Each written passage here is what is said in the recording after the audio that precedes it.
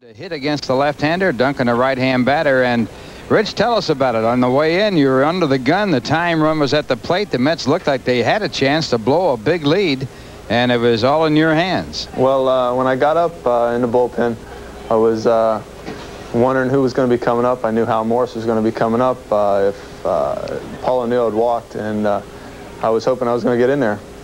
Well, you got in there, and it was a very quick performance as you threw just 3 pitches, and you surprised everybody, all fastballs. Well, I was hoping that he wasn't looking for a fastball. I know I've played with a few of the Reds, you know, going up through the minor league system, and I'm sure they told him I was an off-speed pitcher, and I just threw 3 fastballs hoping he wasn't looking for them. Was that all your judgment, or did Rick Cerrone call the pitches? He called all 3.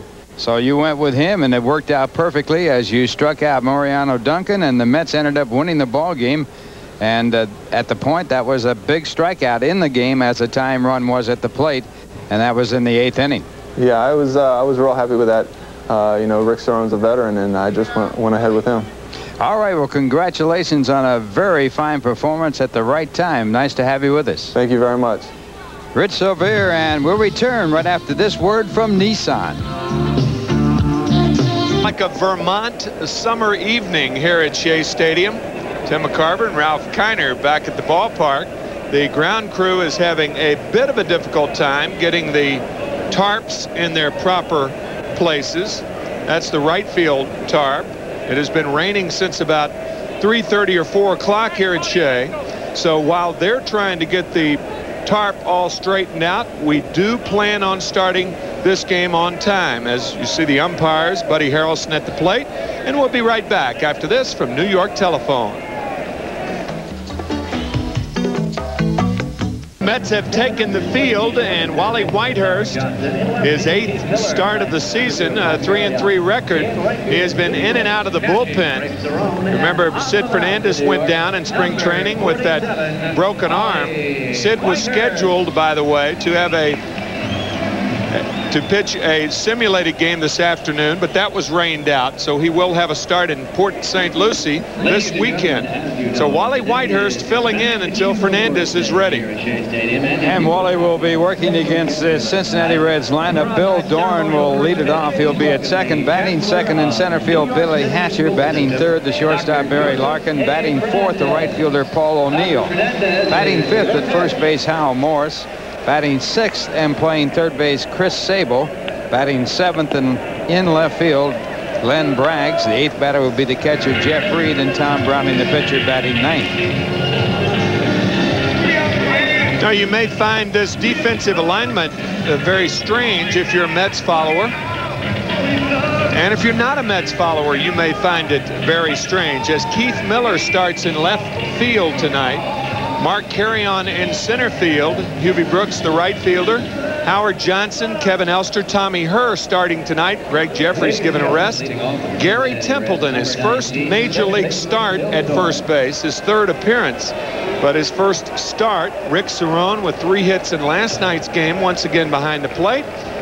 And the first batter of the ball game, Bill Doran. So this game indeed started 2 minutes late. Bruce Fleming, Greg Bonet, Ed Montague, and Ed Rapuano are the umpires. And the first pitch is ball 1 to Bill Doran.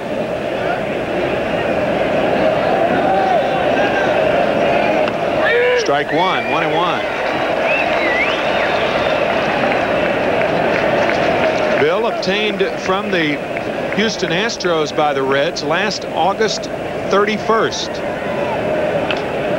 Little chopper up the middle, and Herr can't get to it. So Doran starts off the game with a base hit up the middle. Number 22. Last year, Bill Doran, as a leadoff batter, hit .397 on base percentage, and that was the best in the National League. And here he gets on base here after going 2 for 5 in last night's ball game. A bunch of the Reds are hitting well of late. Their pitching has sagged. Billy Hatcher, one of the few Reds that has not joined the hit parade. The Reds sweeping the Oakland Athletics last year. 30-1 odds against those Reds sweeping Oakland. And a bunt, and it's foul. So Hatcher trying for the bunt base hit. 0-1 to Billy. One of the reasons why they did sweep the Reds was Billy Hatcher. He had an unbelievable 4-game series. 7 straight hits. He was on base 9 straight times, eclipsing Joe Gordon's 8 straight times in the 1942 series. Joe Gordon, the most valuable player that year for the Yankees. Had a .750 batting average for this series, breaking Ruth's record for a 4-game series of .625. Babe Ruth, that is. That's Babe Ruth, right. You remember him, yeah, don't you? Yeah. A Ruth by any other name is unusual. Little looper to right field. That's going to drop. So the outfield is very slippery. Hubie Brooks fielding that ball timidly and with good reason. It's wet in the outfield, but the infield appears to be dry as a bone. Well, they don't ask how, they just say how many, and 2 singles, and both of them sort of seeing eye base hits. One bounced up the middle, the other one pushed out toward right field, and the Reds have something going.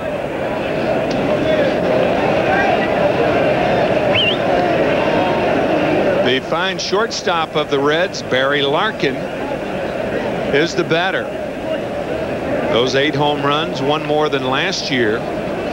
Boy, this guy is a tremendous athlete, and we understand that his younger brother, Stephen Larkin, who also attended and attends Moeller High. I guess he just graduated. He was drafted in the recent Major League draft, and a bunt attempt is taken, ball 1. That was just a show me bunt right there. Larkin's not bunting here, I don't believe. If he is, he's got to surprise everybody in the ballpark. May bunt for a base hit, but there's no sacrificing unless Piniella figures that the clouds are overcast. Tom Browning is pitching, and the chances of a rain-shortened game are great. Templeton is in at first base, and Johnson at third. Nobody out. 2 on for the Reds here in the first. Line to right field, base hit. Brooks over. Doran being waved home as Brooks goes to second. It's 1-0 Cincinnati. They have wasted no time jumping on top of Wally Whitehurst tonight. Right fielder number 21, Paul O'Neill. Sort of a mirror image of last night's start for the New York Mets, as they had their first 3 batters on with base hits. Right here, Brooks throwing in the second base to stop Larkin at first as a run scores, and the Reds lead 1-0. Tell you, you're watching Sammy Perlazo there, the third base coach of the Reds, and he waited until Brooks threw the ball to second base before he sent Doran. Sam, the ex-coach of the Mets, as Paul O'Neill steps up, and he takes ball 1.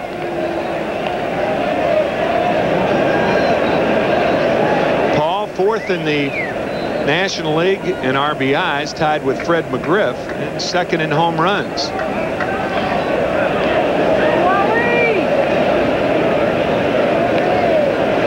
Larkin will steal. He has 11 stolen bases in 13 attempts. Reds are 5th in the National League in stolen bases.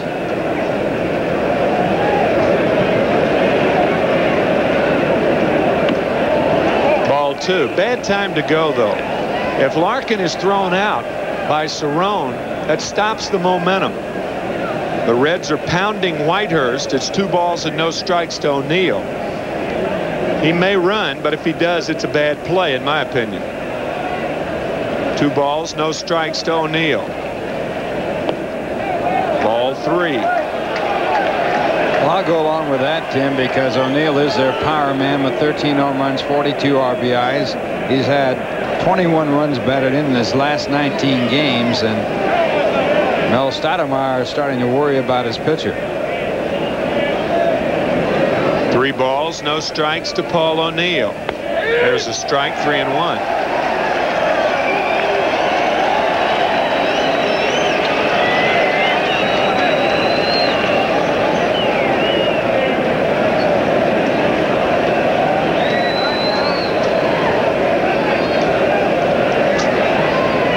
There goes Larkin, and this one fouled down the left field line.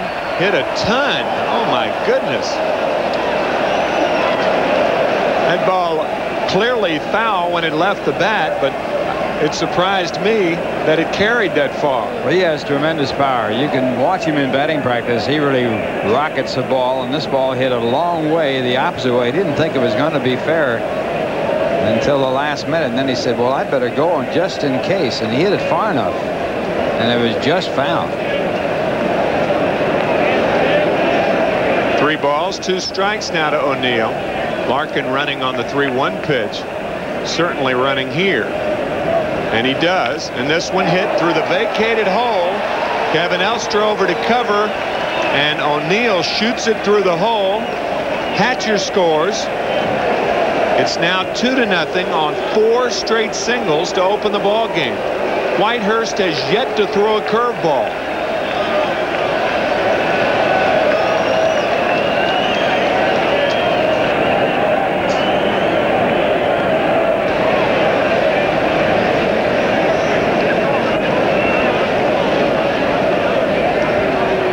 Of all times for a starter to have a bad start.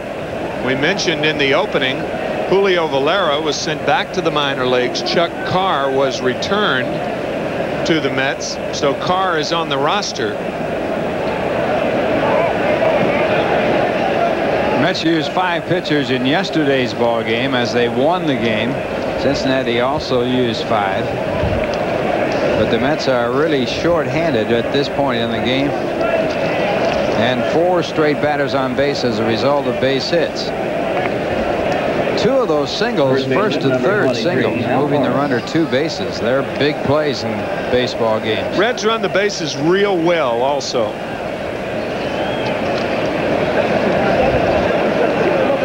A team composed of good base runners with above average speed. Hal Morris now the batter, and there's the first breaking ball of the game by Whitehurst. Ball and no strikes to Hal Morris, who's also hitting well. Batting .296 on the year.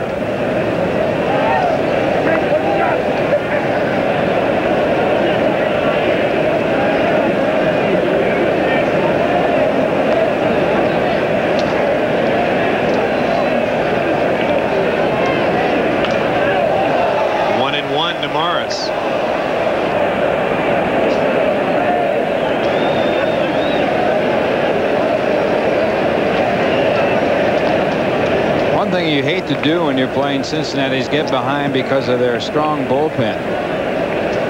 When they have scored the first run of the game, they have won 28, make that 21, and lost 8.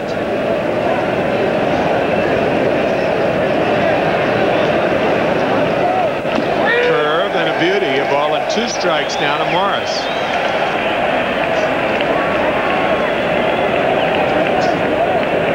Second curve that Whitehurst has thrown in this game. Both of them have been for strikes, and this one a good one. And he gets out in front of the count, 1 ball and 2 strikes.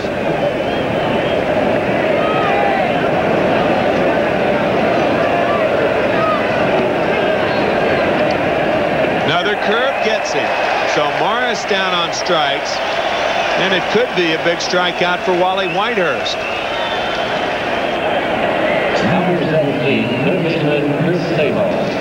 Sometimes hitters just bounce on top of you before you have a chance to throw the curveball. Doran singling on the 1-1 pitch, but Hatcher and Larkin both swinging at the first pitch.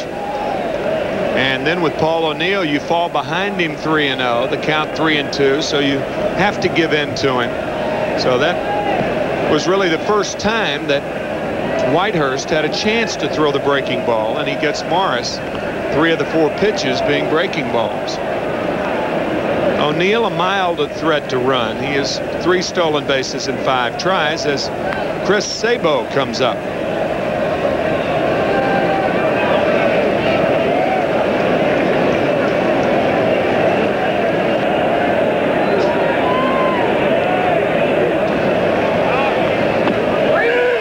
Strike 1 to Chris.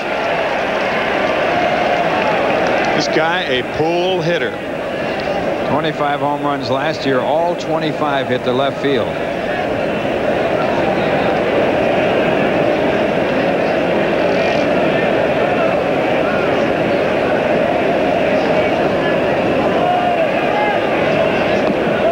Better be careful if you come inside to Sabo. See Cerrone moving in there.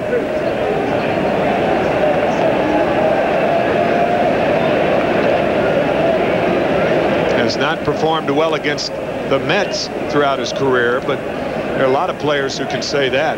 That's with that tough pitching. Sinker in on the hands. A ball and 2 strikes now to Sabo.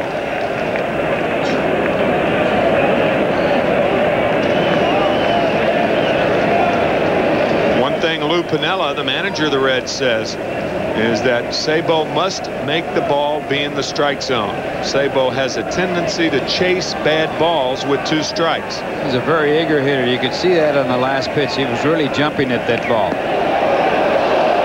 That was close.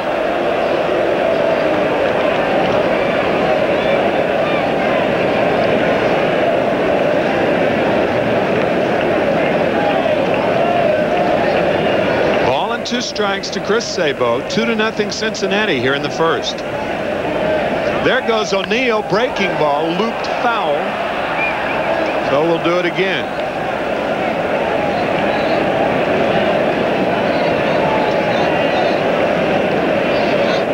Well, a quick start for the Cincinnati Reds. Dorn singles right up the middle.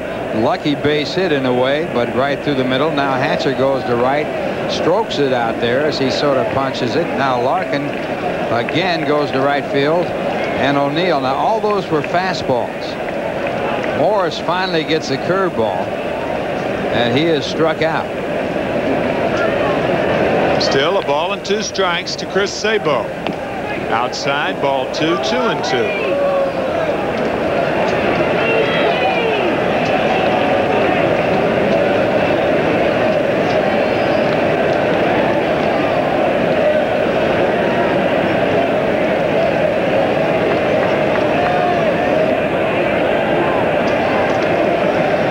Goes O'Neill. Fastball fouled away.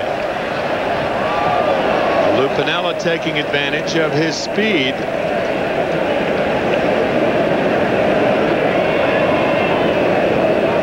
Reds trying to stay out of the double play. The Mets are set up a double play depth, and if they can stay out of the double play, they will get a run if the Mets go for the twin killing. Well, you got to keep that in mind too. If you're an infielder and the ball sits sharply to you, instead of going to second or to first, come home with the ball. There goes O'Neill. Fastball is swung on and missed, and Cerrone. He tripped over the bat. He looked like he tripped over his foot. I do not believe that Sabo had anything to do with it. O'Neill with a stolen base. But more importantly, there are 2 outs now with runners at second and third. Rick looking down at the plate. Let's see what happened here as he comes ready to throw. It looks like he just got that foot there too soon and lost his balance. He might have been faking that throw all the way. If he faked that throw, that's a pretty good fake right there. He stumbled. That's no fake, I'll tell you that. Well, he could be in the Screen Actors Guild. You can't tell.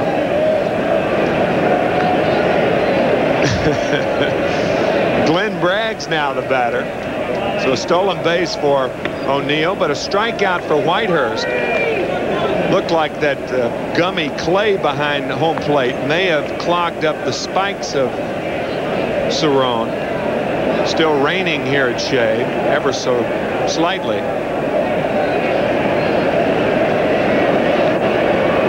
Yeah, there you go. Chance to clean those spikes like a pitcher may. Glenn Braggs, a ball and no strikes. 1-1. Braggs has been red hot. He's had 5 home runs and driven in 14 in his last 20 games. That has boosted his average to 200, so he was off to a horrible start. He has a total of 6 home runs, so 5 of those in his last 20 games.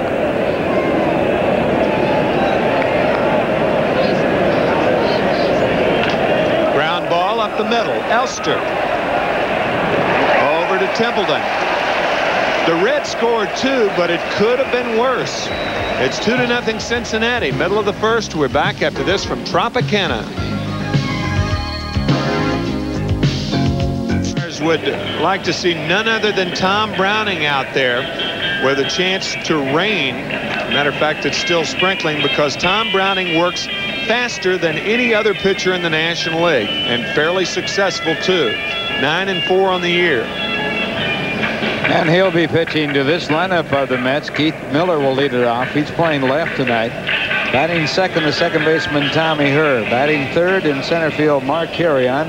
Batting fourth, the right fielder Hubie Brooks. Batting fifth and playing third base Howard Johnson. The sixth batter will be the first baseman Gary Templeton. Batting seventh and catching Rick Cerrone. Kevin Elster batting eighth. He'll be at shortstop, and Wally Whitehurst, the pitcher, batting ninth. Quickly, the defense of the Cincinnati Reds. Braggs, Hatcher, and O'Neill in the outfield. Sabo, Larkin, Doran, and Morris on the infield. Jeff Reed behind the plate. And the first pitch from Tom Browning is grounded towards short. Larkin, short hop, 1 out. Good play by Barry Larkin. Now, Larkin made the play by charging the ball and getting the big hop. He gets that ball in a hurry, and then from there on it's a routine play. He's made only 5 errors at shortstop this year. Tommy Herr now the batter.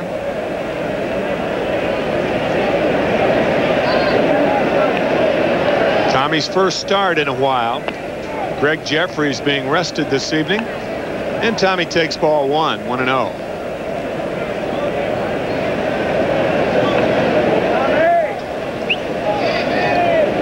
Two to nothing, Cincinnati on top.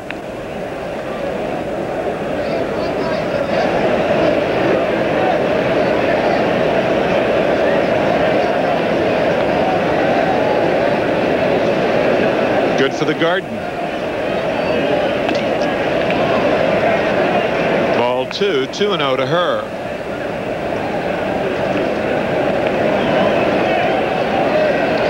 Talking about Tom Browning's quick pitching, in '89 he pitched 2 of the quickest games in the National League, both of them under an hour and 50 minutes. Strike on the inside corner back on September 16th, 1988. An hour and 51 minutes for the 14th perfect game in Major League history. In that game, 22 of the first, or of the only 27 batters, 22 were first pitch strikes. Talk about a guy who challenges. He does it with the best of them. You're watching Mets Baseball 91 on Universal 9 WWOR-TV, Secaucus, New Jersey. He not only is fast, he is durable. Tied for the league lead in game starts. 4 of the last 6 years. Tommy Herr down on strikes. 2 outs here in the first. Center fielder number 45, Mark Carrion. Well, the Reds, that's a good point, Ralph, because the Reds had an option of signing Danny Jackson or Tom Browning last year. Browning's durability, I'm certain, figured prominently in their decision to sign him. Danny Jackson goes over to the Cubs. He's been on the DL most of the year. Only 1 start for Danny. Mark Carrion drills one to third base. A fine play by Chris Sabo. Defense wins games for the Reds. And that was an example. Fine play by Chris Sabo. Still 2-0 after 1. We're back after this from Midas.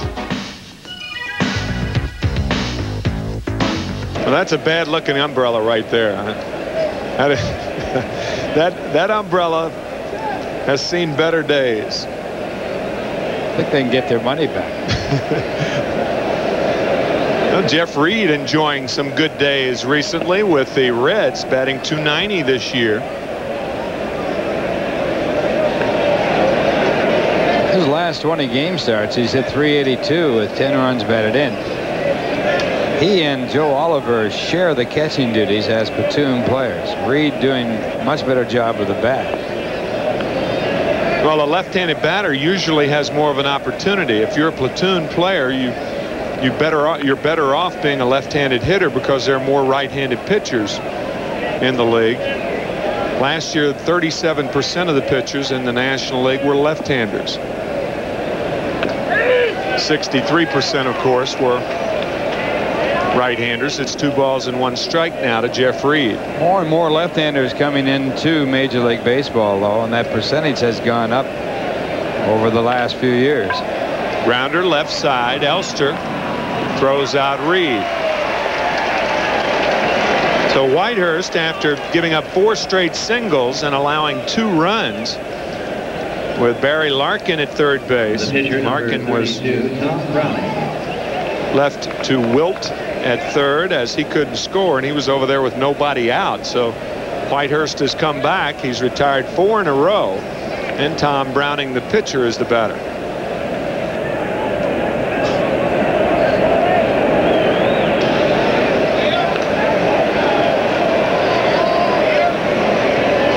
No balls and 1 strike to Browning. That's Reed's bat right there, and he's got more dirt on the hitting surface than the rules allow. I think a lot of times those are the spikes. When you knock the mud out of your spikes, you get the end of the bat with spike holes in it and mud. I would say it was black shoe polish, but the Reds with red shoes. Can't be that. 0-2 to Browning. Tom from Casper, Wyoming. Ball 1. Pretty good hitter. He's had 7 base hits, 2 doubles, and he's driven in 3 runs.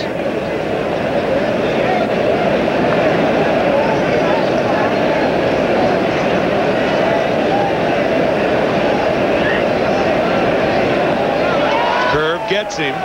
2 outs here in the 2nd inning. Strikeout number 3 for Whitehurst.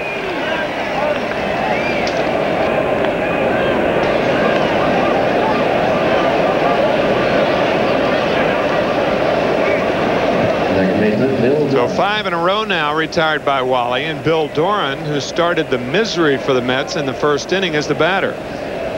Doran singled, Hatcher singled, Larkin singled, and yes, Paul O'Neill singled. 2-0 Cincinnati here in the 2nd. Ball 1.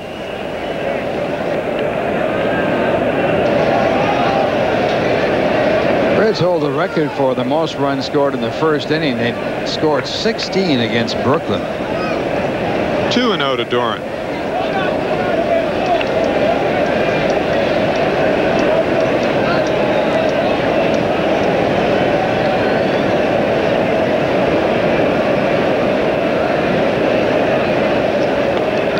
Strike 1, 2-1.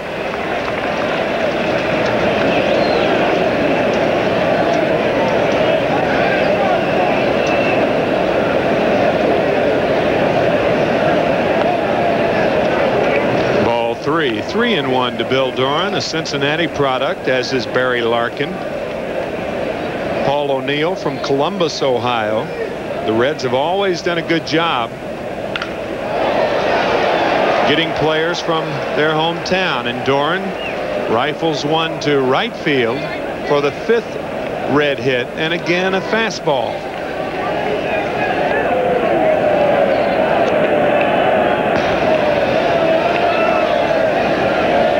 Center fielder Billy Hatcher. Billy Hatcher now the batter, who singled and scored the 2nd run of the ball game in the 1st inning.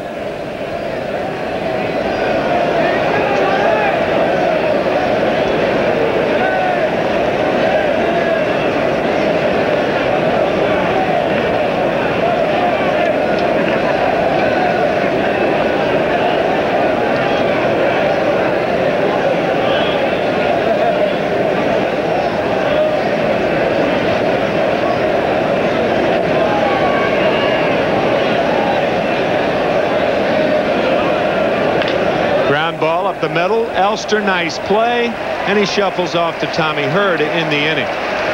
The Reds have a hit and don't score, but they lead 2-0 after 1.5, and we're back after this from Mobile.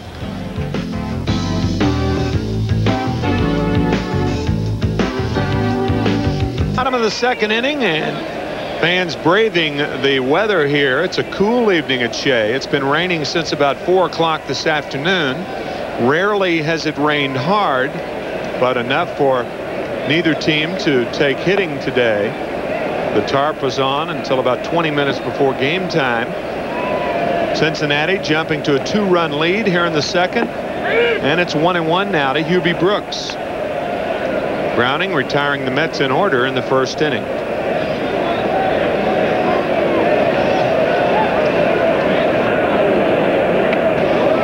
Ball 2, 2-1.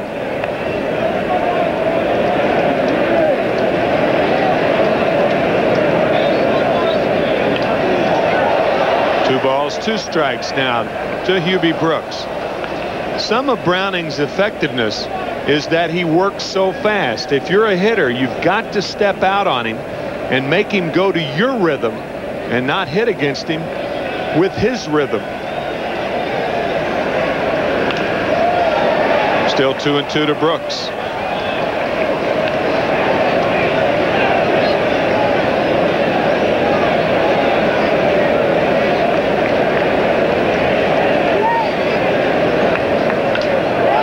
Ball hit deep to center field. Back is Billy Hatcher.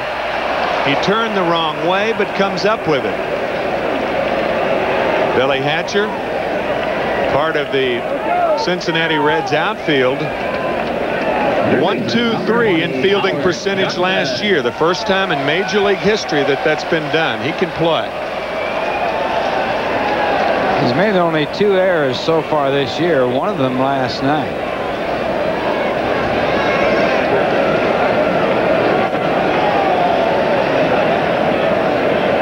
Billy Hatcher, Eric Davis, and Paul O'Neill. Last year, Hatcher leading all NL outfielders in fielding percentage. He made only 1 error. And Howard Johnson trying to bunt, and with good reason. And I say that because of his career record against Tom Browning. He is now 2 for 34 against Browning. There are 2 outs. One player that could hit Browning like he owned him was Tim Tuffle, but he's no longer here.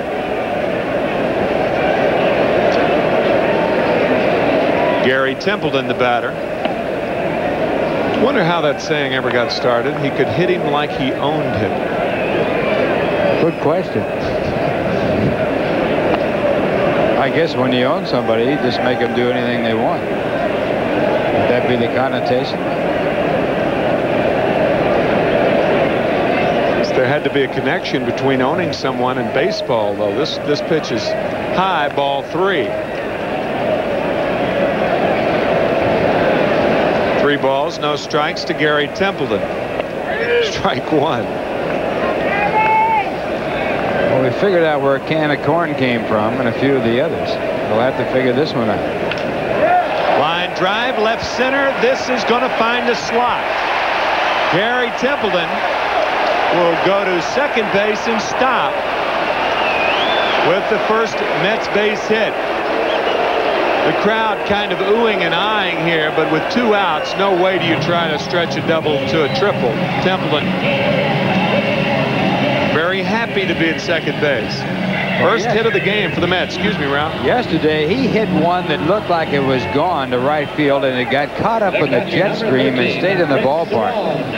Right here, he drills this one in the alley. And with 2 outs, playing it safe. He can't make the last out at third base. And he's on at second in scoring position for Rick Cerone, who had a big night last night, 3 for 4.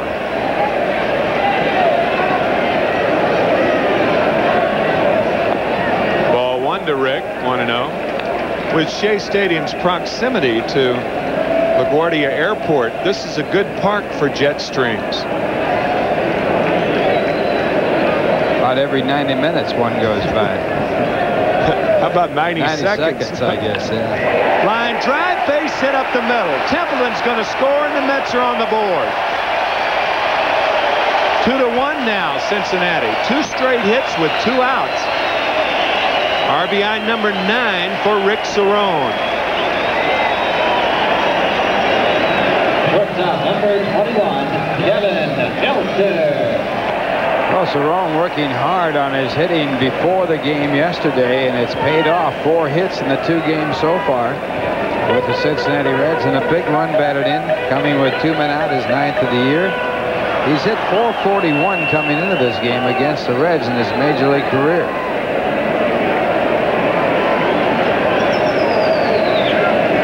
Good homestand. Kevin Elster, the batter. First pitch high, ball 1. Kevin batting .292 versus left-handed pitchers this year. Will try to up his average. Cincinnati on top here in the 2nd inning, 2-1. Hit hard towards short, and Barry Larkin handles it. But the Mets score 1 with 2 hits. It's 2-1 Cincinnati after 2, and we're back after this from General Electric. Off the 3rd inning, 2-1, Cincinnati leading. Larkin, an RBI single in the 1st, his 22nd RBI of the season.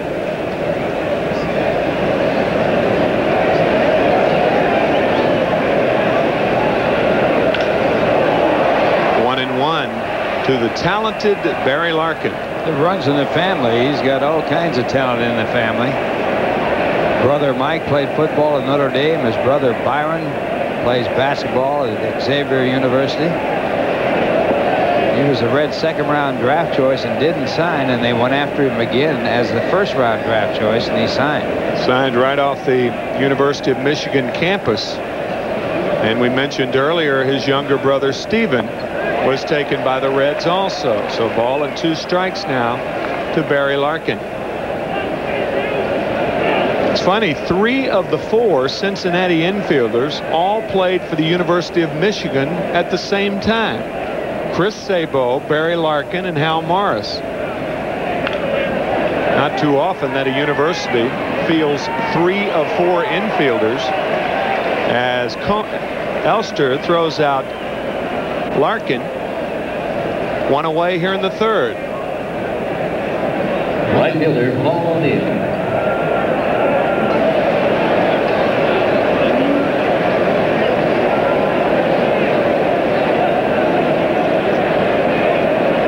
O'Neill now. 5 hits for Cincinnati, 2 for the Mets.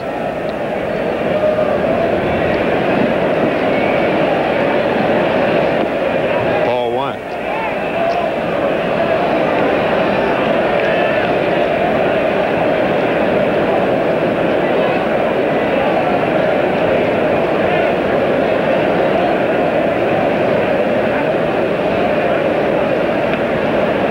Ball 2 to Paul. Hit 16 home runs last year, and 5 of the home runs off Don Robinson of the San Francisco Giants. Hit him like he owned him. That's right. 3-0 to Paul O'Neill. You remember Whitehurst went 3-0 in the 1st inning, and O'Neill with an RBI single after running the count to 3-2. It's 3-1 now to Paul O'Neill. Twice O'Neill has taken the 3-0 pitch standing there, not with any idea of swinging at it. Ground ball right side. Templeton to Whitehurst. 2 outs. Nice play by Gary Templeton and Wally Whitehurst. Remember when that play was less than routine, Ralph? He makes it look routine here. He plays it like he ought to be playing shortstop. He covered a lot of ground going over there. They ought to try playing him at short. Pretty good range, huh? There was a time, and many of you may never remember that time, but 30, 35 years ago, when that 3-1 play was considered somewhat unusual. But not today, as Kevin Elster guns out Hal Morris. An easy inning for Wally Whitehurst. Still 2-1 Cincinnati, middle of the 3rd, and we're back after this from your Tri-State Toyota dealer.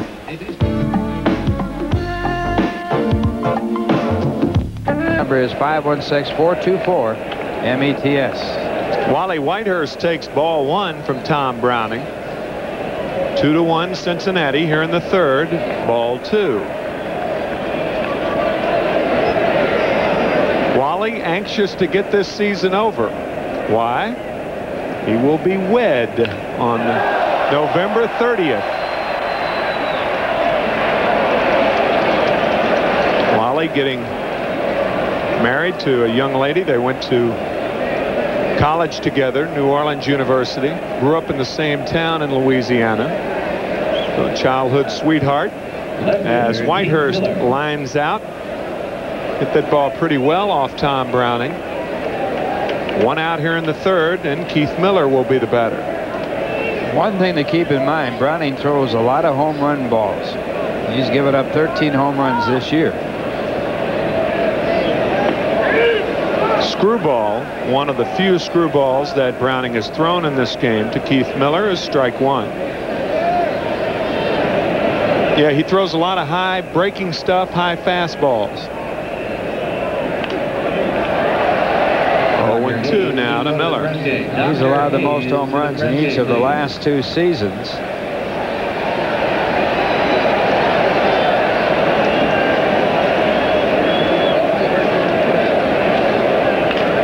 Line drive, that's good hitting right there. Keith Miller really went down and got that screwball off the plate, and he has the third Mets hit. Well, Miller has done well against Cincinnati. He has a lifetime average against them of .324.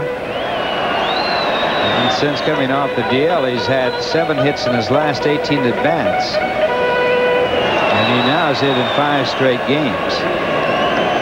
Keith, one of 5 Mets who have been on the disabled list this year. Coleman on the list now. Kevin Elster, Sid Fernandez also on the list. And Greg Jeffries, with that pulled ribcage muscle, was on the DL. Fastball on the corner to Tommy Herr. Tommy, a strikeout victim in the first inning.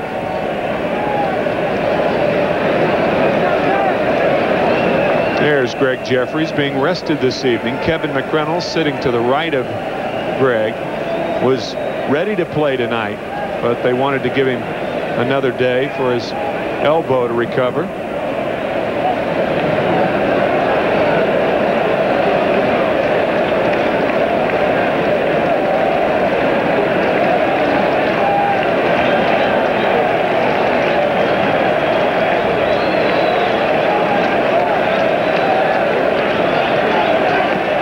Inside, ball 1.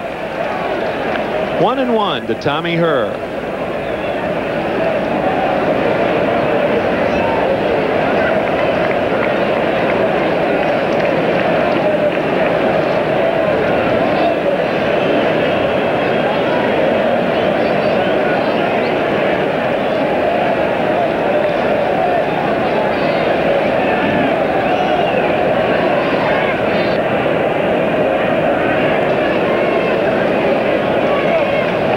Pitchers have picked off 14 runners this year. Browning has picked off 1.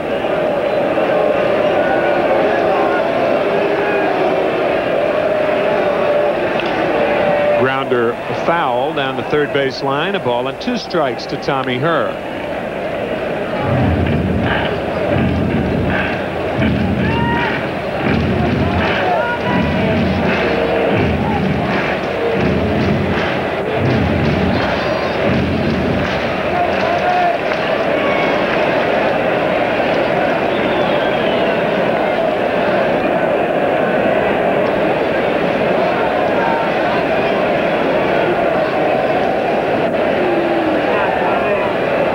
Two strikes to Herr. 2-1 Cincinnati. 1 out, 1 on here in the third, and this one lifted to shallow right field. Did you see the position of Paul O'Neill? Lou Piniella, the manager of the Reds, has told me that he is a firm believer that the off-fielder should be shallow, and I don't think a team does it any better than Cincinnati. You see no cheap hits the other way against Cincinnati. 2 outs. You have to be a very strong hitter to drive the ball over the head of an outfielder to the opposite field. The average player just can't do it. Reason for that, when you hit the ball, when a hitter hits the ball the other way, he uses only his arms, not his body. When you pull the ball, you use your arms and your body, and obviously can hit it farther. As Carry-On takes ball 1, 1-0 to Mark.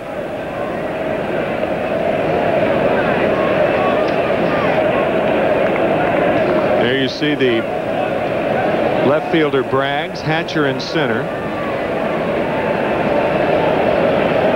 Moderately deep in right, but somewhat shallower than center field is Paul O'Neill.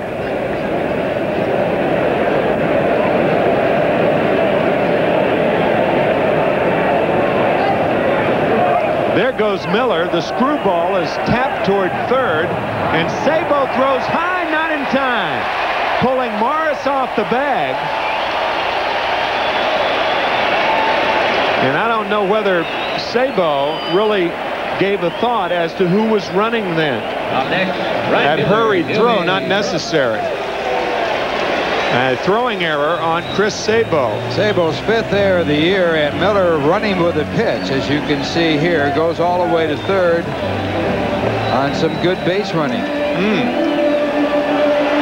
Sabo just guns it up high, and no chance for Morris to come down with the ball and get there before. Carry-On going down the line. So an error charge to the third baseman. The Mets have the tying run at third. With Hubie Brooks up. High, ball 1. Hubie fly deep to center his first at bat. A dangerous 2-out batter with runners in scoring position. Cincinnati on top, 2-1 here in the third.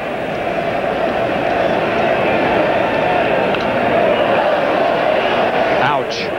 He missed his pitch then. 1-1. He really had a good fastball to hit there, and he was just a shade behind it as Browning snuck it by him. On that play of Sabo's, 2 good things happened. Miller got a terrible jump at first. Doubtful he would have been able to beat the throw to second base. But because Carry-On hit it to third and there was an error, let's end up with runners at first and third. Ball 2 to Brooks, 2-1.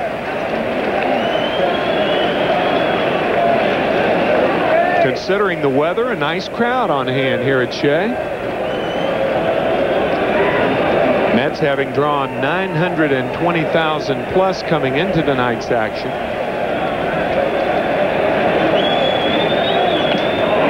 Probably will go over the 1 million mark next Monday night.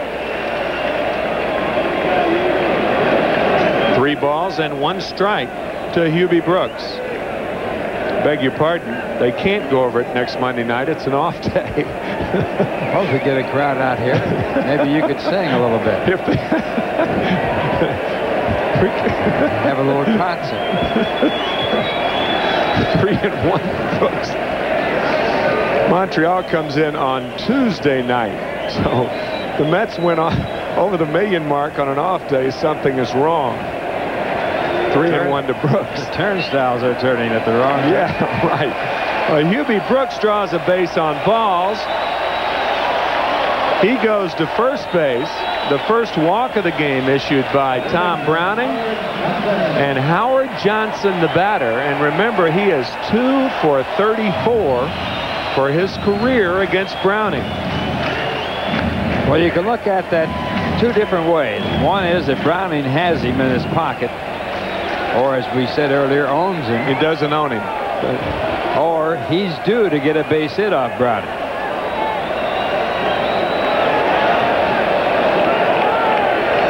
Howard trying to bunt his first at bat, popped it up to Jeff Reed, the catcher. Bases loaded, 2 outs. Hit deep to left field. Back is Braggs. Home run, Howard Johnson. A grand salami. 5-2 New York.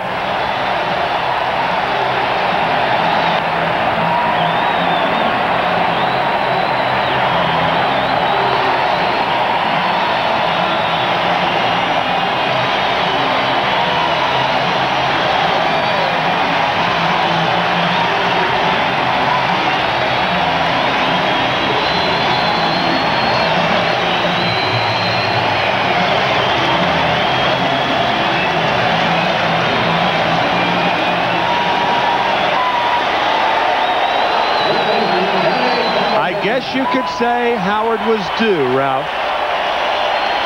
You got to believe that's the old saying of Tug McGraw. And Browning gives up the home run. That is his 14th this year. Strike to Templeton. And Howard Johnson takes over the league leadership in home runs with his 15th home run. That is his 17th against the Reds. To shortstop, Barry Larkin. But the Mets are out of the bag. 5-2, New York after 3. And we're back after this from SeaWorld of Florida.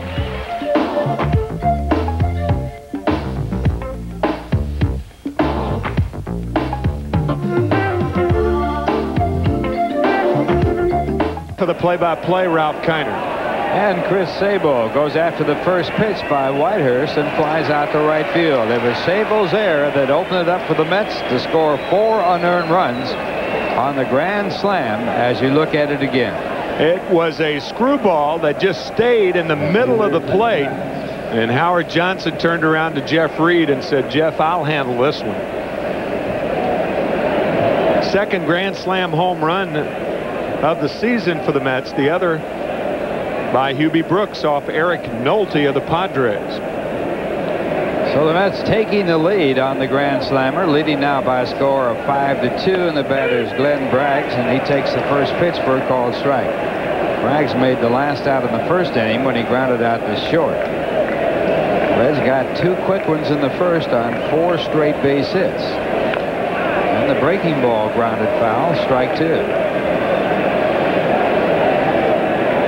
Mets came back to score a run in the bottom half of the second inning, a double by Templeton and a single by Cerrone, and then the 4 runs on the grand slam home run by Howard Johnson. That's leading by a score of 5-2. 2 strikes to count on Braggs.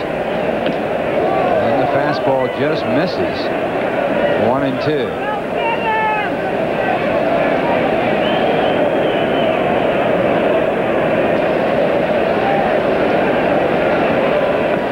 One that is very close, and again it's called a ball. 2 close pitches going against Whitehurst. He thought he had them both.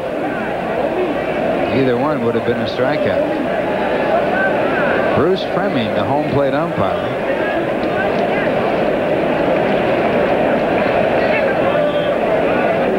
Now the curveball, and it's fouled, so the count remains at 2 balls and 2 strikes. The Reds are playing without the services of Eric Davis, who's on the DL.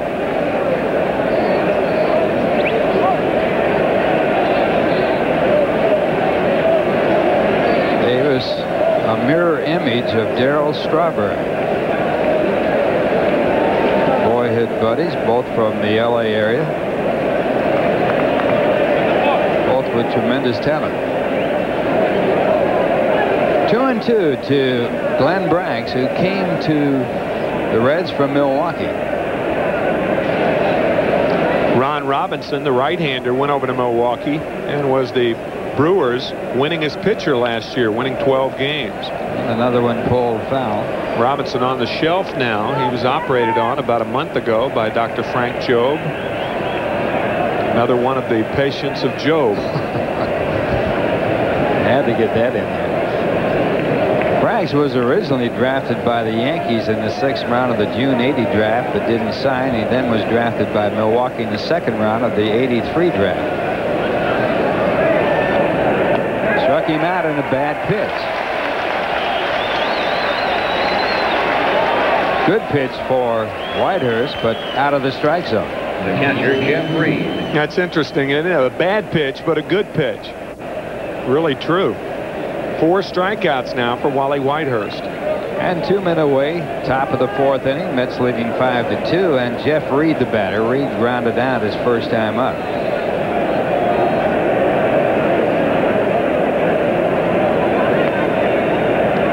And a ball.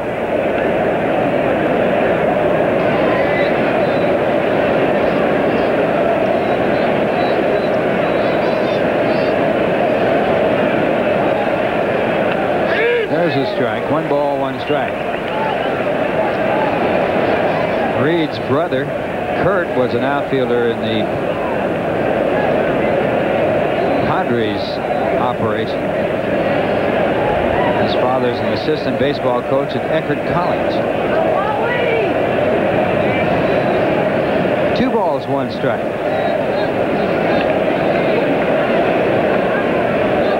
First round draft choice of the Twins.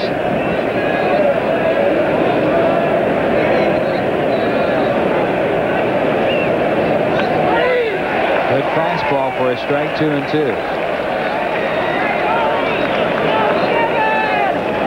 Takes longer for a catcher to fully develop in the major leagues than any other position. So many responsibilities, working with pitchers, hitting, throwing, working a game, calling a game.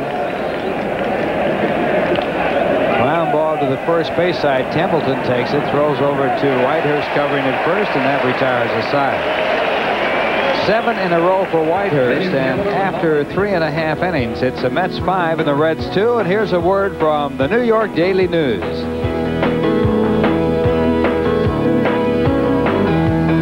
In part by the New York Daily News. We're back. By us. And by New York Telephone, who reminds you that we're all connected. Number 13, the catcher, Rick Creole. Haji, every reason to be excited and happy. Smiling over there, talking to Wally Whitehurst. And Wally Whitehurst certainly happy for that grand slam home run, too. Putting the Mets on top by a score of 5-2 as Rick Cerone takes the first pitch for ball 1. Cerone singled in the first Met run to put them on the board and get them within range. Cerone now in this series with 4 hits and 5 at-bats. And this ball fouled out of play. 2 balls and 1 strike.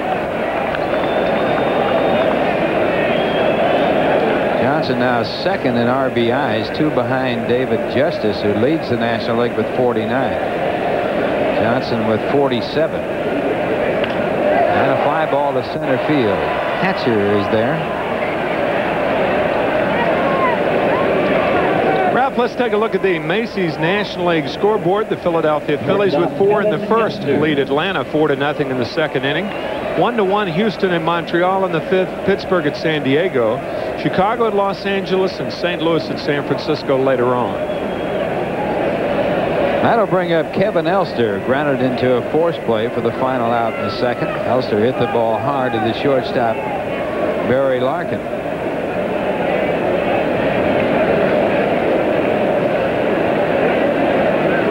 Elster's had his problems against Cincinnati pitching, hitting 174 against them. He takes the breaking ball for ball 1.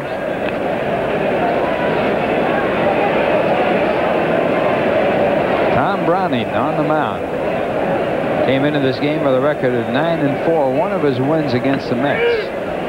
There's a strike, 1-1. Lifetime record against the Mets, 7 wins and 6 losses.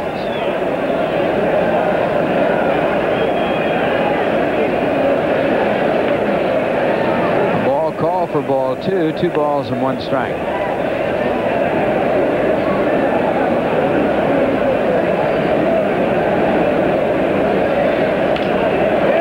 Bat fly ball to right field, and again from a shallow position, O'Neill moves up and makes the play.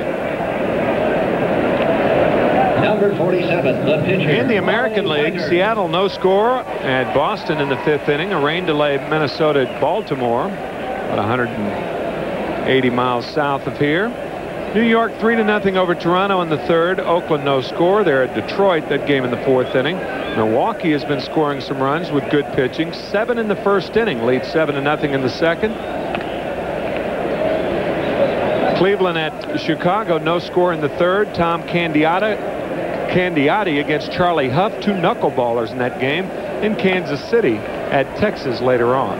Should be a lot of pass balls in that game. Yeah, right. Whitehurst hit a fly ball to fairly deep left field his first time up. And he takes for ball 3. 3 balls and no strikes. Whitehurst with that drive to left, now 2 for 12.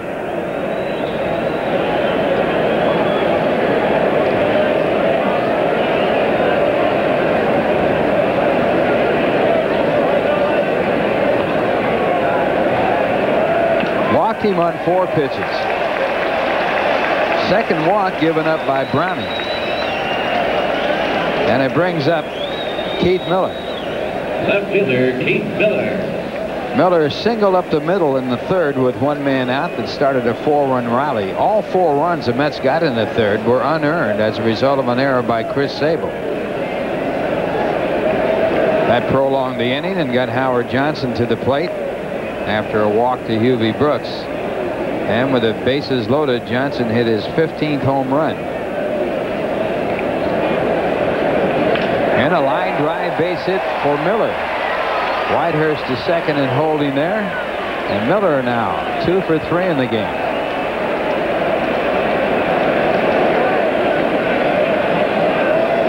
Keith's head right down on this low fastball. Second baseman, Tom Hurd. You can see the bat whip that head up. But you love to see that head right down on the pitch. Got the Chris Sabo glasses on. Remember, he had contact problems in spring training. He went to those types of glasses. Well, look at that. That's as a starter. He has really performed well as a starter this season. And that brings up Tommy Herr, who has struck out and flied to right. That's leading 5-2. They've evened the hits at 5 apiece. Herr looking for his first. And he pops it up. Coming back over near the railing is the catcher, Jeff Reed, and he makes the catch, and that retires the side. So the Mets threaten and don't score, leaving 2 men on base as a result of a walk and a base hit. And the score at the end of 4, the Mets 5 and the Reds 2. And here's a word from Marine Midland Bank.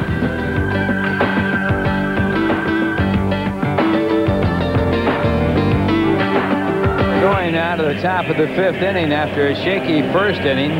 Wally Whitehurst has settled in, has given up only 1 hit since the first. In that first inning, 4 consecutive base hits for the Reds as their first 4 batters all singled, and the Reds took a 2-0 lead. The Mets got 1 back in their half of the second, added 4 more in the third on the grand slam home run by Howard Johnson. And as we go to the top of the 5th, the Mets leading by a score of 5-2 with Tom Browning leading off for Cincinnati. And Browning takes a strike. Browning struck out his first time up.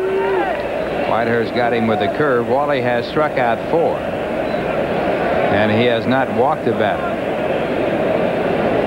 1 strike to count. And strike 2. Browning was 7 hits this year and 32 at-bats.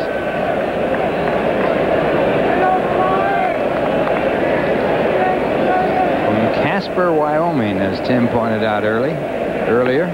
There's a ball, 1-2. Not many players come out of the state of Wyoming. Remember, a right-handed pitcher for San Diego, Dan Spillner, was one of them. Good curveball, and he chases it for strikeout number 5. This copyrighted telecast is authorized under television rights granted by the New York Mets solely for the entertainment of our audience. Any publication, reproduction, or other use of the pictures, descriptions, and accounts of this game without the express written consent of the New York Mets and Sterling Doubleday Enterprises and WWOR-TV is prohibited. Any commercial or other use of the program, such as by charging admission for its showing, is also prohibited.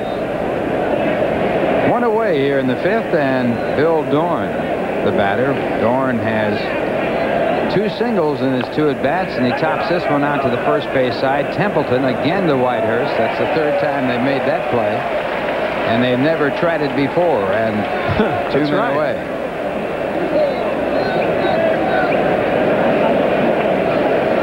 Looked like Wally took a little off of the pitch to Doran, and Bill tops it to first. And Wally Whitehurst tops it off.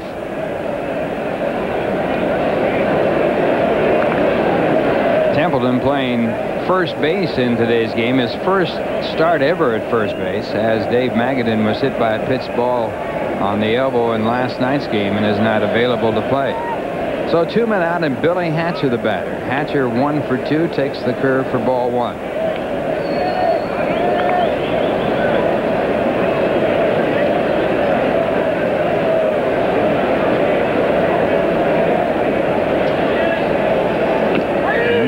fastball for a called strike.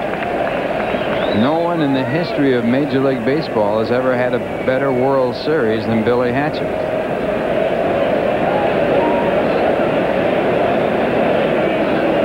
The 1-1 pitch. Again the curve, again a ball. Never has the fourth game of a World Series in a sweep situation meant as much either, because Hatcher was out, Eric Davis was out with that lacerated kidney. Both would have missed the games had the Reds lost that fourth game. Drive to deep right center field, a long way back. Carrion can't get to it. It bounces over the fence for a grounds rule double. So Hatcher doubles with 2 men out on the drive that kept on carrying and carrying beyond carry-on. This ball hit a ton. You mentioned the jet stream earlier. Shortstop Barry Larkin. Carry-on's fort is not defense. That ball could have been handled. It looked like Mark certainly had a long way to go for it, but it looked like he thought he was closer to the fence than he really was. He had another 3 strides before he hit the wall. So a runner at second base and 2 men out, and Barry Larkin the batter. Larkin singled in a run his first time up, also has grounded out. And he takes a fastball for ball 1.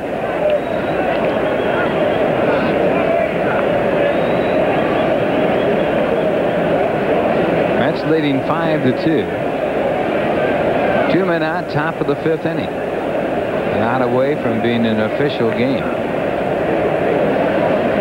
As we've had a threat of rain throughout the game, it has been sprinkling throughout the game. And that one for a ball, and it's 2 balls and no strikes.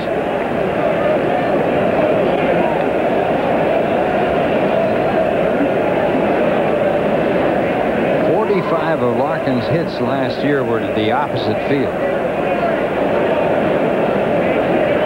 185 hits. There's his home run production over the last 2 years. Runner goes. The throw to third base is in the dirt. Picked up nicely by Howard Johnson, but Hatcher steals third. That's not that big a play with 2 men away. Nice play by Howard Johnson to prevent this ball from going into left field. Have to be sure if you're Billy Hatcher. He was, but had that throw been about a foot higher, he might have been out. See this throw, a little short hop, and you see Rick Cerrone using a little body English, saying a bit miffed, really, that no one was holding Hatcher closer to second base. And the 2-1 pitch taken just below the knees for ball 3. And again, Bruce Fleming showing a very small strike zone.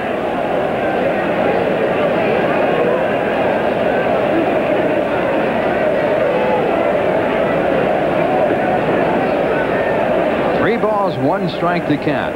Larkin, a dangerous hitter, hitting .310 coming into this game. And he hits it up the middle for a 2-out base hit. So the Reds get another back. And it's now 5-3 the Mets as Hatcher scores from third base. Second RBI of the ball game for Barry Larkin. What just shows you time and time and time again, when you fall behind and you have to come in there and a hitter is looking for it, well, a 300 hitter becomes a 450 hitter then.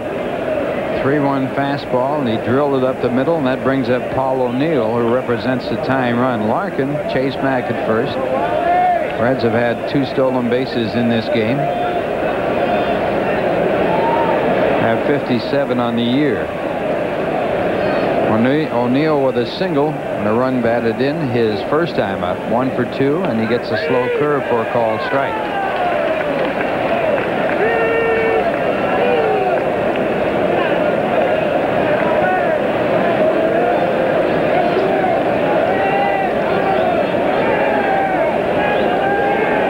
Light rain continuing to fall here at Shea. 1 strike pitch, a fastball for a ball, 1-1.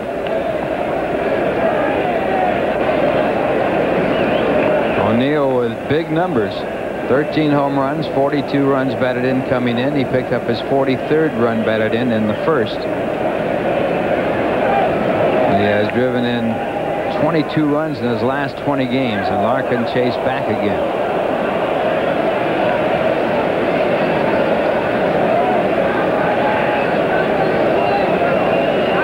Rain picking up in intensity right now.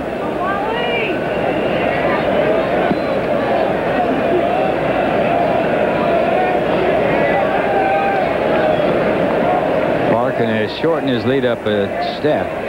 He does not go, and the slow curveball gets O'Neill again way out in front. 1 ball and 2 strikes. I'd look for Larkin to run here because of the effectiveness of this curveball. When a curveball gets to 2 strikes with 2 outs on a left-handed batter, and you know it's that effective, the chance of getting it again is great. So we'll see if Larkin takes off here. Curveball has to be down, a chance of it being in the dirt. Takes a little longer to get to the plate, so the runner has a better chance to steal. Good pitch on which to run. 1 ball, 2 strikes. Larkin goes, and the ball lined to center field. Carry-on coming up, slides in underneath it, and makes the play as O'Neill hits the fastball on the line to center, but is out. So 1 run on 2 hits, 1 man left on, and the game now official after 4.5 innings. The Mets leading by a score of 5-3, and here's a word from U.S. Air.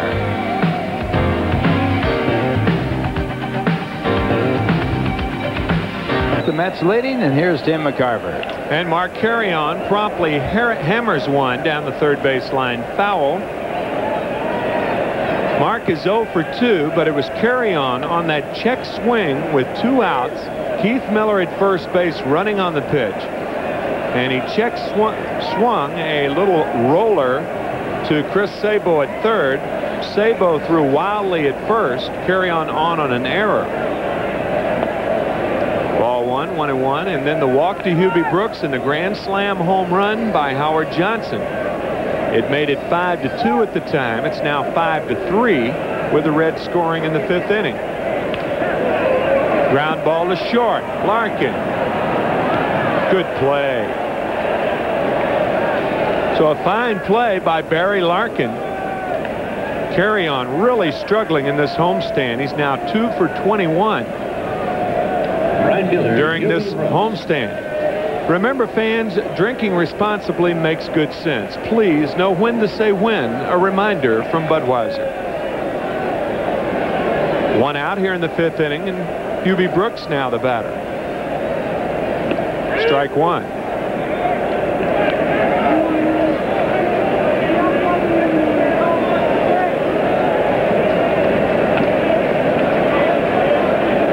Inside, ball 1-1-1 to Hubie.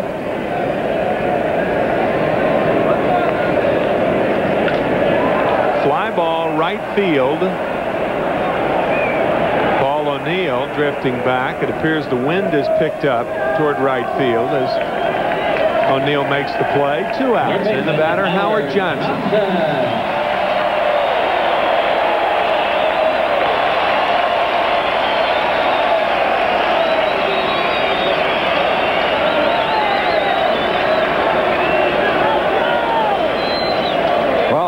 Johnson came to the plate 2 for 34 against Tom Browning. His 3rd hit in his major league career off Browning, a grand slam home run. Strike 1 to Hojo.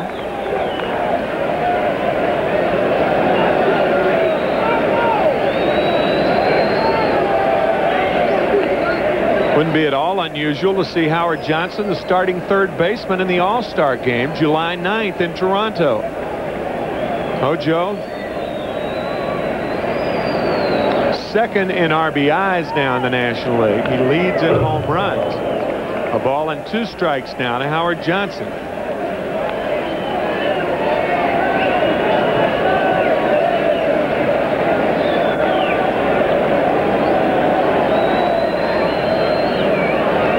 Just handed a note. He may be on the ballot as a shortstop, however. Well, if he's on the ballot as a shortstop, he can't be the starting 3rd baseman, I don't suppose. He could be a written-in ballot, however. What if he makes it at shortstop and the manager decides to put him at third base?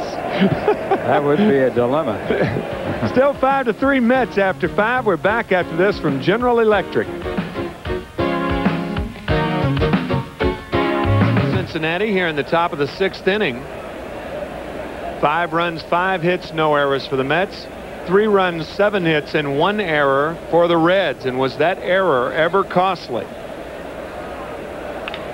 Ground ball up the middle, base hit. So once again, the Reds with their leadoff runner on. Morris now 1 for 3. That's the 8th hit for Cincinnati. Only 1, however, for extra bases. That a double by Billy Hatcher in the 5th. Chris Sabo now the batter. Gosh, you know, he looks just like Keith Miller, doesn't he? He really does, especially with Miller wearing the Sabo-type glasses, short hair, everything. Yeah, they even have the same type haircuts.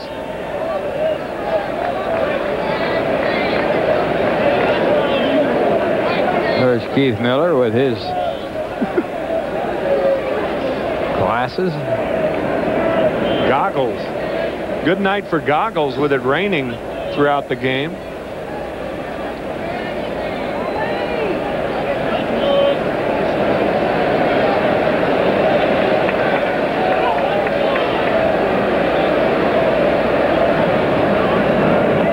Outside.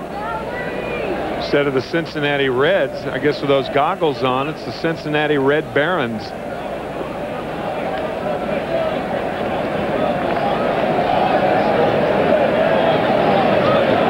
Ball and no strikes now to Chris Sabo.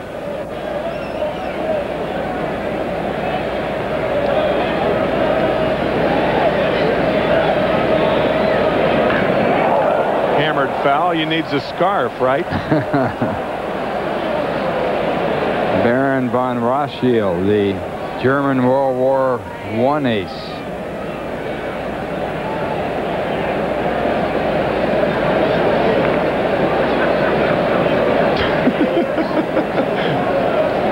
Looked like they were playing on another planet. It's like they just got out of a Folker. Remember the Folker? Those old...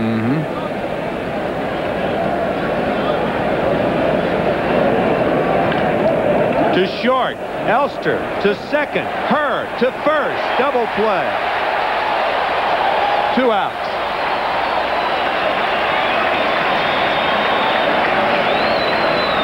Well, the value of defense certainly shows up here. This looked like it was going to be a base hit. Elster makes a great play on it, makes a perfect throw from a difficult position, and Herr relays it on the first ahead of Zabel. And the double play erases the base runner. Boy, that's a beautiful throw. Tommy Herr with that strong pivot from the second base position.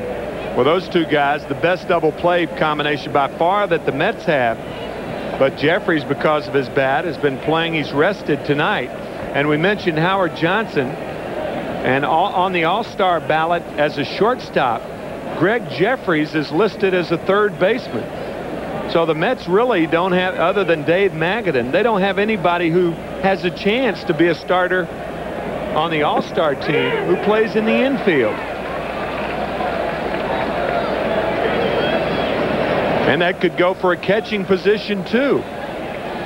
That's a tough break for Howard Johnson to be listed as a shortstop. Yeah. Buddy Harrelson's insistence in spring training that he would be the regular shortstop. But, of course, you know, in defense of Buddy, nobody knew how quickly Elster's shoulder was going to heal. He was really ready, and when the season opened, I say ready, he was ready to play. His shoulder wasn't at full strength. Still might not be. No, you're right. 2 balls and 1 strike to Glenn Braggs. Fly ball right field, and Hubie Brooks in, and he makes the play. The Mets still on top, 5-3 after 5.5, and we're back after this from Budweiser.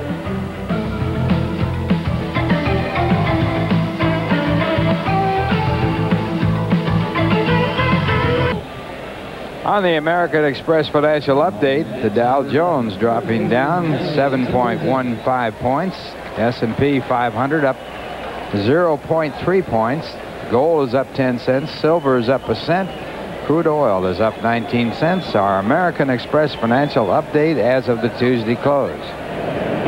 Gary Templeton takes the screwball from Tom Browning for strike one. 5-3 Mets on top. The Reds have out-hit the Mets, but the costly error by Chris Sabo loading the bases after the Hubie Brooks walk and the grand slam home run by Howard Johnson. His 6th grand slam homer of his career. 0-2 to Templeton.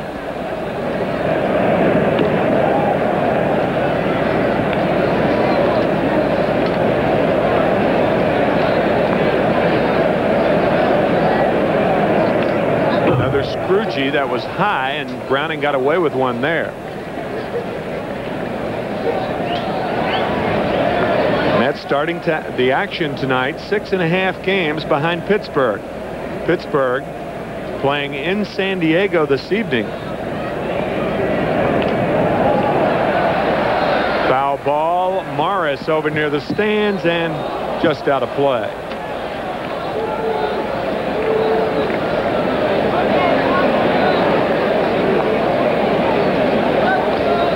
Well, the Mets on Tuesday playing great baseball. They're 9-1 on Tuesday. They won 8 straight. Their last loss was to Pittsburgh back in April, on the 15th of April. So a Tuesday night game for the Mets. Guess we can go home, right? Barry Larkin, boy, he's fun to watch. 1 out. Has a lot of Ozzie Smith in the way he plays shortstop, throwing on the run. Right here he comes in, charges the ball, makes the throw while in motion. Perfect throw to first base to get the out. Ozzie Smith having his best year ever. So I would imagine Ozzie will be the starting shortstop at the All-Star game July 9th in Toronto. As Rick Cerone takes strike one. You remember a couple of years ago, it was at the All-Star game in the skills competition that Barry Larkin hurt his arm the day before the game. And he was out for the rest of the season, hurting his elbow, that ulnar nerve in the elbow, in that skills competition. I believe it was 88 or 89.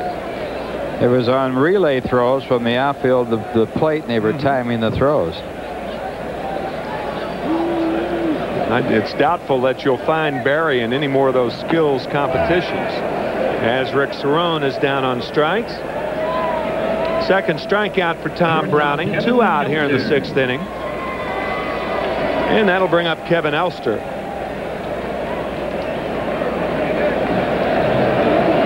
That was 1989.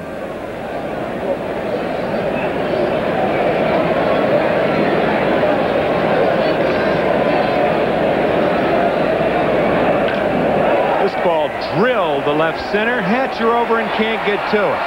Elster's going to have a double, and he's there with 2 outs. Hit number 6 for New York. The pitcher, Wally Whitehurst.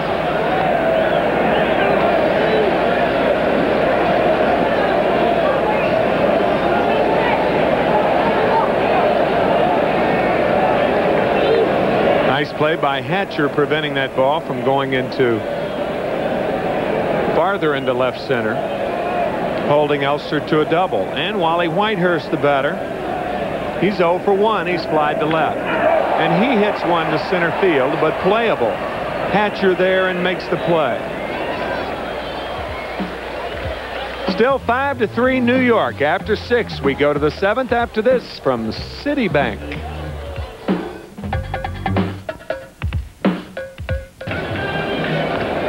All right. Couple there ponchoing down here to the beats between innings.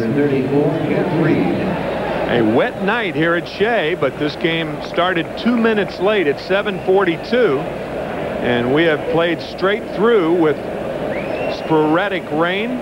It has abated at times. We're in the 7th inning. The Mets on top 5-3, and then to take you for the rest of the way, here's Ralph. All right, Tim, and Jeff Reed 0 for 2 to lead it off for the Reds. He'll be followed by a pinch hitter. And the first pitch by Wally Whitehurst, a ball. Reed has grounded out the 2 times he has been up. Came into the game hitting .290 with 1 home run, 14 runs batted in. And the sinking fastball is top foul. It's 1 ball and 1 strike.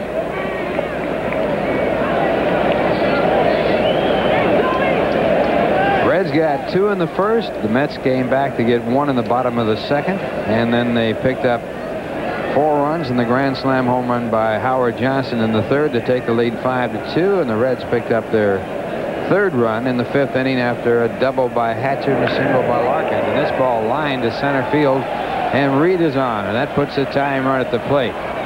Carrion gets it back in. Reed makes a big turn at first and holds there. Now, Buddy Harrelson has gotten all he really wanted out of Wally Whitehurst, a 6-inning performance. He'd like to see him go through the 7th. But you got John Franco with back problems. The guy most likely to get up right now would be Alejandro Pena. Pena is going to be his closer. You see Herm Winningham coming out, and he will be the pinch hitter for Tom Browning. Mets bullpen is stirring down there. It doesn't appear that Pena is one of it. Looks like Jeff Ennis and Rich Sabo. So, yep, it's Ennis and Sabo. I guess Pena will be put into the stopper's position tonight. His shoulder acting up. It was rested. So the Mets are really pitching with a thin pitching staff this evening. And Herm Winningham, a former New York Mets player, will be the pinch hitter. Winningham started the season 0 for 25. He got his first hit in the middle of May. Was a starting player in yesterday's ball game. And he will bunt. And the first pitch is taken low and outside a ball. Winningham is a pinch hitter, 7 for 13 with 1 run batted in, hitting .245 for the year. So he's had great success as a pinch hitter. Reed not being held on by Templeton at first base. Templeton a couple of steps off the bag. 1 ball, no strikes to count, and the fastball is fouled back into the stands. It was Winningham's 2-strike bunt that went for a single that set it up for the Reds to win the 4th game of the World Series against Oakland, and that bunt was a total surprise and was the key play in that 4th game of the World Series.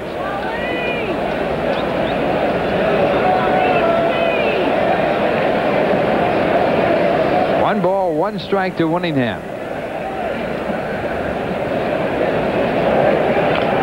It's chopped out to the first base side.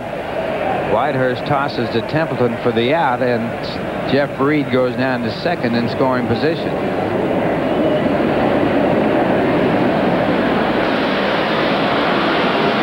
Here is the Nobody Beats a Whiz game summary. Larkin with 2 hits drove in 2 of the runs that the Reds have. Hatcher with 2 hits scored 2 of the runs. O'Neill with a base hit drove in a run. Johnson with a grand slam home run. Miller with 2 hits and 1 run scored, and Cerrone with a hit and an RBI. So the Mets leading by a score of 5-3, but the tying run at the plate, and the batter is Bill Doran, who is 2 for 3. When Doran came up, Tom Spencer, who is in charge of outfield positioning, put his hand on his right head and pointed to the outfielders. Now that means to throw the ball to second base on a single. 2-run lead.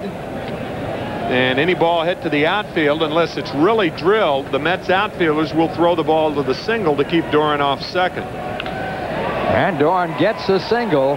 Hubie Brooks over to field it, will throw into second base as a run scores, and now it's a 1-run ball game as Doran gets his 3rd hit of the game. 10th hit for the Cincinnati Reds in this game. And the Mets at one time leading by a score of 5-2, now see a 1-run lead. Doran has drilled 3 balls into right field, and I think with the Reds hitting the ball as hard as they have the last few times out, that may be all for Wally Whitehurst. So the 4th run scoring, and Harrelson out to talk to his pitcher, Wally Whitehurst, who has never pitched a complete game in the major leagues. The on-deck batter, the batter coming up, is Billy Hatcher, who has 2 hits and 3 at-bats against Whitehurst, a single and a double. Buddy just allowing Bruce Fremming a chance to get out there, and he gives Jeff Ennis a chance to warm up a little more, and that is indeed all for Wally Whitehurst. So Whitehurst works 6 1/3 innings. So far charged with 4 runs on a total of 10 base hits. He struck out 5 batters in the ball game. Did not walk any, and he leaves the game on top with the Mets leading by a score of 5-4. This call to the bullpen is brought to you by New York Telephone, who reminds you that we're all connected. We'll return after this message. Wally Whitehurst is out of there working 6 1/3 innings, striking out 5, walking no one, while giving up 4 earned runs. And of course, should Bill Doran score, that run will be charged to Wally's record. Jeff Ennis in there. Buddy Harrelson looking for a ground ball. Ennis in last night's game pitching the final inning. And his first batter, Billy Hatcher, stepping in. Hatcher 2 for 3 and a throw to first base. Doran with 3 stolen bases in 3 attempts represents the tying run of the game. 1 man away and another throw over to first. One thing you can do is you can run off Jeff Ennis. He takes a long time getting the ball home. He also puts the ball in play a lot on the ground, so look for Doran to run sometime during this at bat. And the first pitch bounced up the middle. That could be a tough play, but Elster charges, takes it in front of the bag, and throws to first base his only play and picks up the out. And Doran moves down to scoring position on the out. And that'll bring up Barry Larkin, who has 2 hits and 3 at-bats. This ball not hit sharply enough for a double play to be turned. Elster's only plays to first base, and he gets Hatcher. So Hatcher back to the bench, and Larkin stepping in. Larkin 2 for 3 with 2 runs batted in. He has singled to right to drive in 1 run, and he has singled to center to drive in another. And he has a tying run at second base here with 2 men away in the 7th.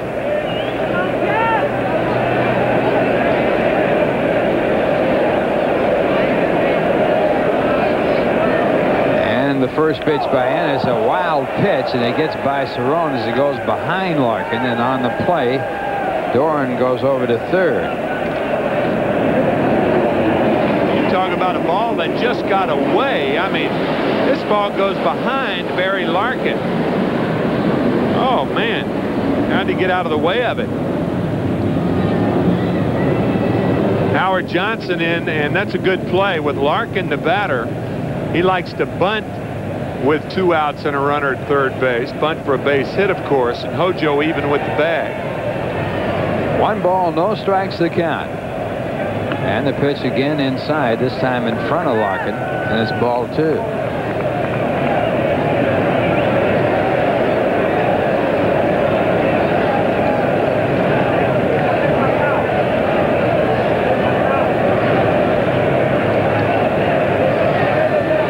The count. The pitch back is a good pitch there, and a called strike. It's 2 balls and 1 strike.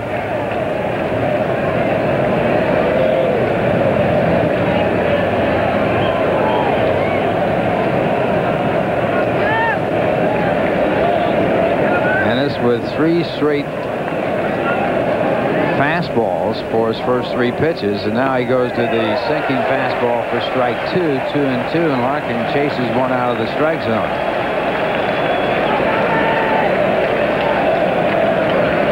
That's shade Larkin toward right field.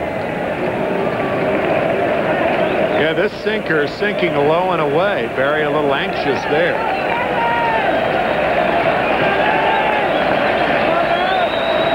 And the 2-2 pitch, a slider way outside, almost another wild pitch, and a good play by Cerrone to keep the runner at third. You could see Wally Whitehurst head in hand. Everybody else is cool, but that's Wally's run out there at third base. This is the reason he was rather disconsolate on the bench. So it's a full count to Larkin. The 3-2 pitch, a sinking fastball grounded down, and it stays at 3 balls and 2 strikes. Hubie Brooks, a very deep right field. Larkin picked up 45 base hits to the opposite field last year out of his 185, and Hubie a very deep right field against Larkin, who doesn't have a lot of power that way.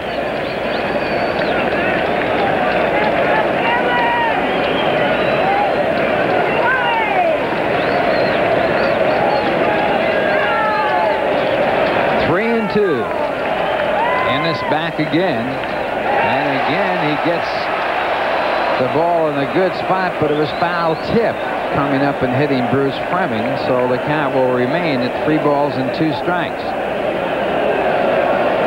Now Bruce appears to be all right. One of the more dedicated umpires around is Bruce Fleming, and this ball came up. I believe it hit Bruce in the leg, leaking through the right by Rick Cerrone. Bruce appears to be all right, but take a beating back there, I'll tell you, catchers and umpires. So once again, a 3-2 pitch. And it's again swung on and fouled off. So the count remains at 3 balls and 2 strikes. Wally Whitehurst, the pitcher record on the winning side at this point in the ball game. The runner at third is his responsibility as far as the scoring goes, and the runner at third represents the time run of the game. So Ennis trying to save it for Whitehurst. Again, the 3-2 pitch, and he goes to the slider. Strike 3 called, and that ends the inning. 1 run, 2 hits, the tying run, potentially the tying run, left at third, and the score at the end of 6.5 innings. The Mets 5, the Reds 4, and we'll return right after this message on the GE line score. Mets maintain their 5-4 lead. And a new pitcher in the game for Cincinnati. Leading off for the Mets, number 25. That's a Mets dugout after the strikeout by Jeff Ennis. Big strikeout for the New York Mets, leaving the tying run at third base. And Ted Power, the pitcher, with a record of 3-1. He has no saves. And he'll be pitching to Keith Miller, who is 2 for 3 tonight. Power pitched in yesterday's ball game, worked 1 1/3 innings, gave up no runs on 1 hit. And Miller tries to bunt his way on, and the ball rolls foul. Well, you're the manager now, Ralph, as you see Power's numbers, 3-1. Hubie Brooks is the 4th batter. You have 2 left-handed hitters, Paul O'Neill and Hal Morris, leading off the 8th inning. You have Rich Sabo ready to go in the bullpen.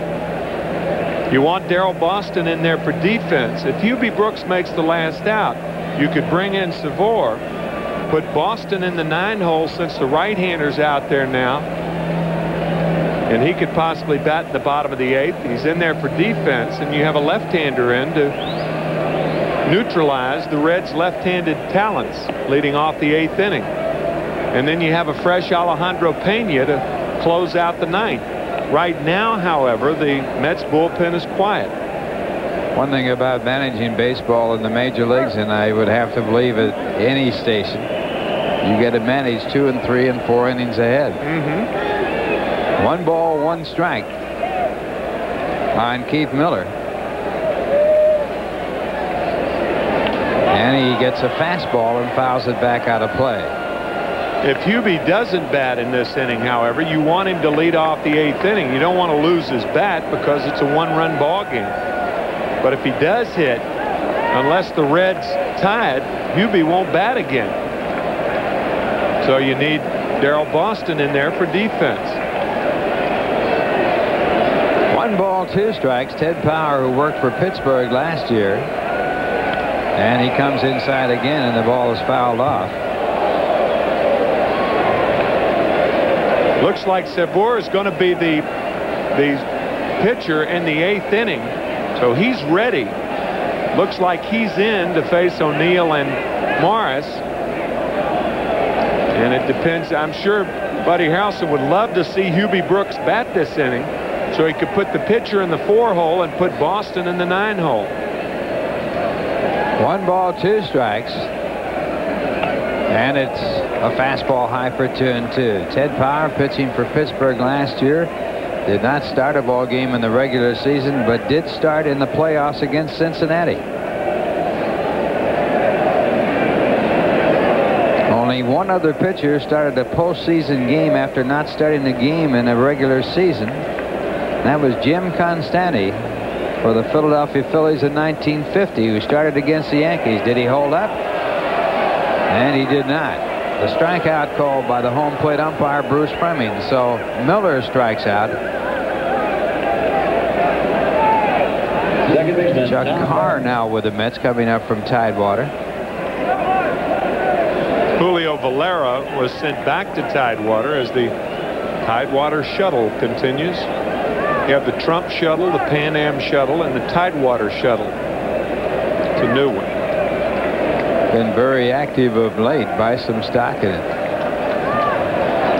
Tommy Herr, the batter, 0 for 3, and he takes a strike. Herr struck out his first time up, flying to right and fouled out in the 4th.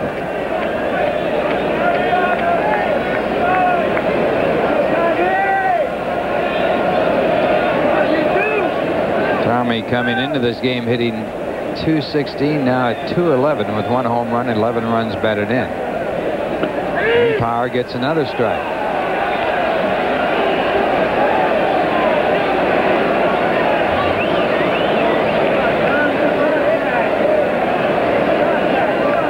Power with a career record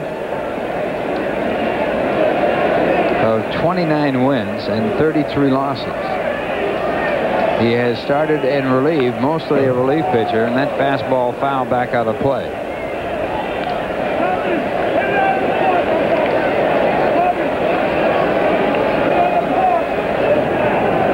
He has had 48 saves in his major league career, which started with the Dodger organization.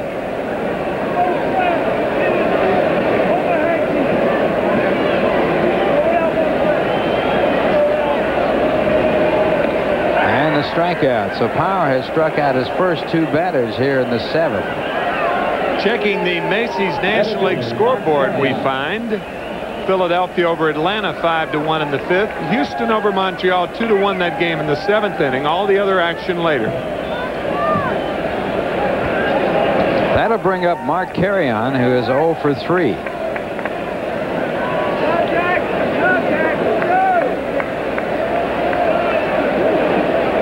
Power working from the set position. And the first pitch, a breaking ball for ball 1. Mets and Reds have met 4 times. Each team has won twice. Mets stopping a 4-game winning streak of the Reds with a victory last night. Reds have won 4 of their last 5 and 7 of their last 9, and they're 5-2 on this road trip. Fastball looped into center field and dropping in front of Hatcher, and getting by Hatcher and going into second base is Carrion. Ball fielded out there in back of Hatcher by brags, and the Mets have a runner at second, and that should be either a base hit and an error or a two-base hit. Hatcher did the same thing in yesterday's ball game and was charged with an error. Yeah, he's charged with another one tonight. That's a tough error, this one. This ball takes a funny hop and hops to his left. See, he's too close to the ball to make a catch. I think his effort is penalized here. Ball squirting by him in that tough center field grass. It's wet out there. And carry on limping off the field. You remember that catch he made earlier in the game when he went to his knees? Well, it wasn't a catch that anybody likes to see Mark go down on in that situation because of that knee problem. It occurred last year in San Diego. So now, indeed, Hubie Brooks is batting. So Carr's in there, and I would imagine Boston will be in there for defense in the top of the 8th. It really sets it up for Buddy Harrelson with that base hit. And the first pitch, a breaking ball to Hubie Brooks for strike one. Hubie 0 for 2 with a walk and a run scored. It was his walk that loaded up the bases in the 3rd inning after the error by Sabo that prolonged the inning. And then Howard Johnson's grand slam home run to put the Mets up 5-2. The Mets now leading 5-4 with a runner at second and 2 men out here in the 7th. And Hubie chops it out to the shortstop Larkin. A good play in the ball. Larkin throws to first to retire the side. So the Mets threaten and don't score, leaving a runner at second base. And the score at the end is 7. The Mets 5, the Reds 4. And here's a word from Delta Airlines.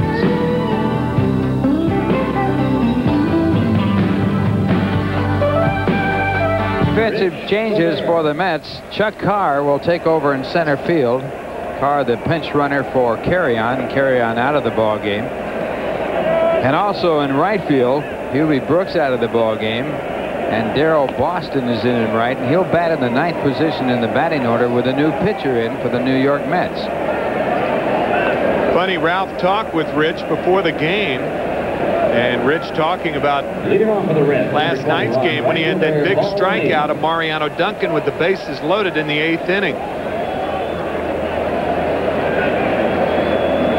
Time run was at the plate at the time, and he struck out Mariano Duncan to end the inning, the only batter that he pitched to. He threw 3 fastballs and walked away with a strikeout. And he starts out O'Neill with a fastball for ball 1.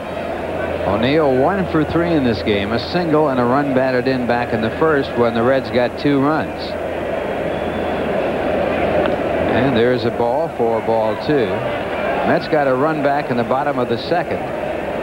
On a double by Templeton and a single by Cerrone. They then took the lead by a score of 5-2 with a grand slam home run from Howard Johnson. And the Reds have picked up a run in the 5th and a run in the 7th to make it a 5-4 ball game as Savour gets a fastball in for a strike as O'Neill takes all the way. 2-1 to the dangerous O'Neill, who has 13 home runs. And that one called a ball, and it's 3-1. Alejandro Pena now throwing in the bullpen for the Mets.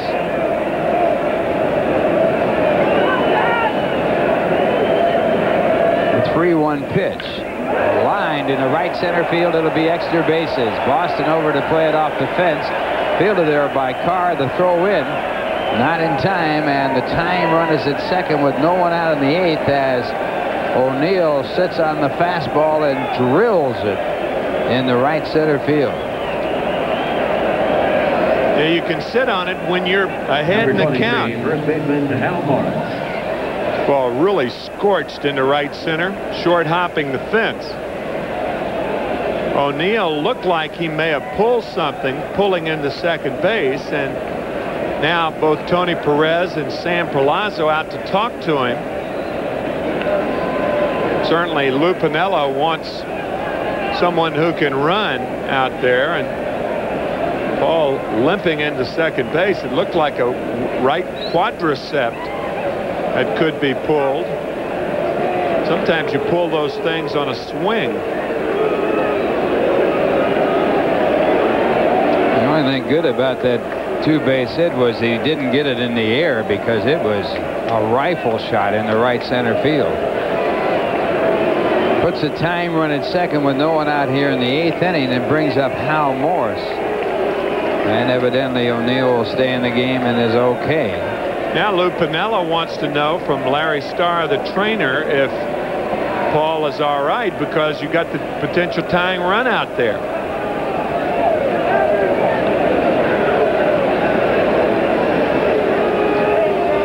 Lou, I'm sure, hates to take him out of there, but you want to give yourself a chance to score too, and I think they're going to go ahead and get him out of there. Well, you certainly don't want to lose him for any period of time, as he is the power man in this lineup now with Eric Davis on the DL. Looks like they're going to put in a pinch runner.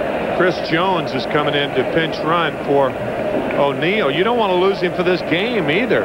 Ladies and gentlemen, one-run game. It could be a tie game. 20, Chris Jones. Interesting situation, but Piniella figuring every angle, he decided to go with Chris Jones.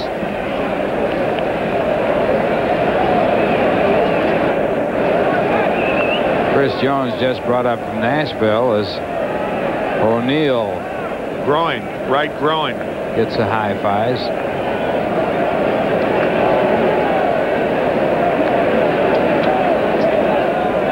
So Hal Morris, the batter. Morris 1 for 3 in the game. He singled his last time up to center field.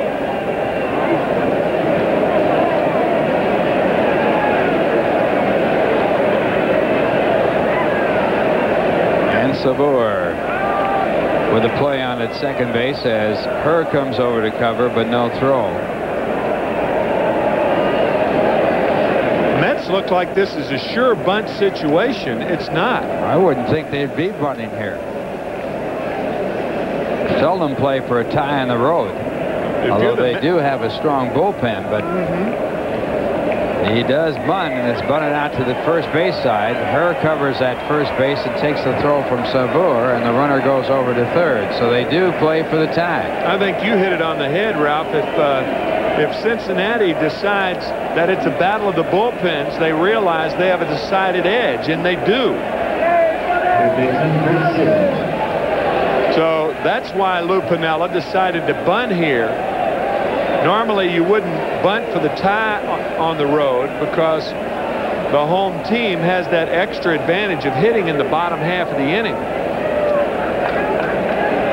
So Lou Piniella's done his homework. He realizes Franco is ailing, and this is what we were talking about.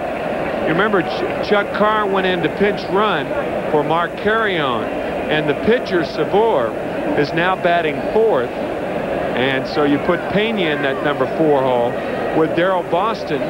If they get that far, he will be the 5th hitter in the bottom of the 8th inning. So with the new pitcher coming in, Alejandro Pena will step out, and here's a word from Budweiser. Alejandro Pena now is the pitcher. Pena missed about 3 games with a tender right shoulder. So it's up to him, and this game goes into extra innings once again. The Reds with a decided advantage because of their strong bullpen.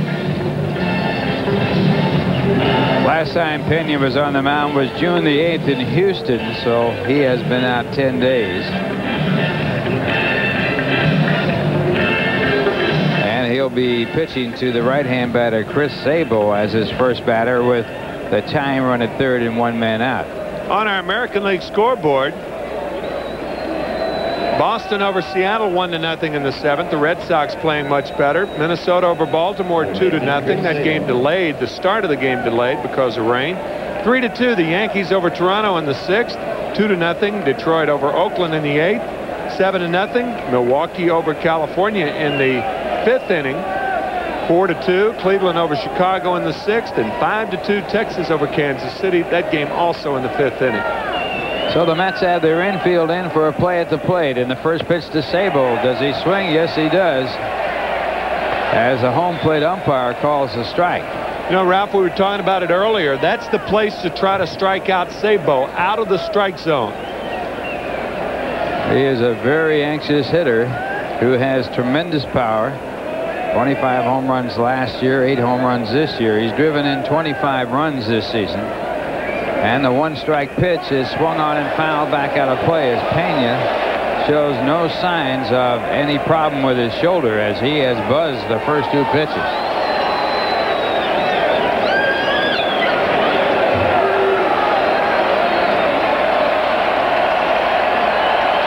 Two strikes to count.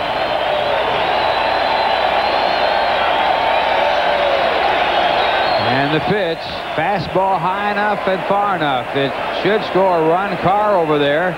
Now Boston makes a catch. He throws in the second. No play at the plate, and the ball game is tied as Sabo on the sac fly ties it up. And he gets his 26th RBI.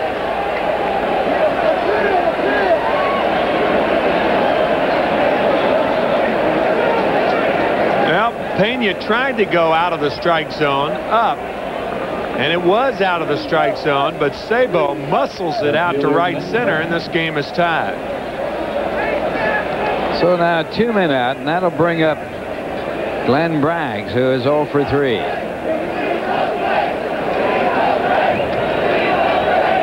Reds led 2-0, then 2-1, and then the Mets led 5-2, and now the Reds have tied it up with solo runs in the 5th, 7th, and 8th, and it's all tied at 5. And the first pitch, ball 1.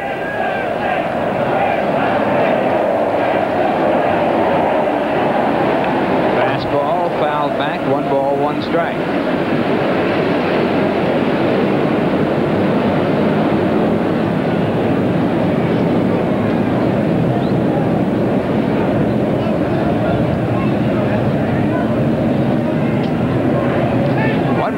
Strike the count. Browning, who was on the losing side, is now off the hook on this ball game as he gets a no decision, and this ball bounced back to Pena. Then he picks up the out. That retires the side, but not before the Reds tied on the 1 run. They had 1 hit in the inning. No one left on base, and the score at the end of 7.5 innings. It's the Mets 5 and the Reds 5, and here's a word from American Express. Well, a new pitch in the ball game and also some outfield changes. Benzinger has taken over in left field with Braggs out of the ball game. And Jones is now in right field. Jones, the pinch runner for O'Neill. And the new pitcher, Randy Myers. Well, we'll tell you how difficult Randy Myers has been to hit for the Mets. Since the trade, Randy Myers for John Franco, he has faced the Mets 7 times. Matter of fact, he has saved 7 of the 8 wins that the Reds have of the last 2 years, and the Mets have not scored a run against him. 11 scoreless innings over that time. So you talk about an uphill battle for the Mets with Myers in the ball game and Dibble ready to come in the game. Dibble is 18 for 18 in save opportunities, and Randy Myers has been an outstanding pitcher against the Mets in the 2 years he has faced them. And the first pitch to Howard Johnson taken for ball 1. Johnson with the grand slam home run in the 3rd to put the Mets up 5-2 is 1 for 3 in this game.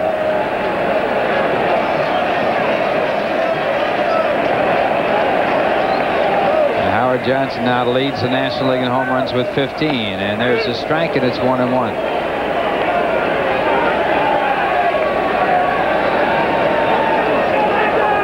Myers second to John Franco in the Roll Age Relief Award.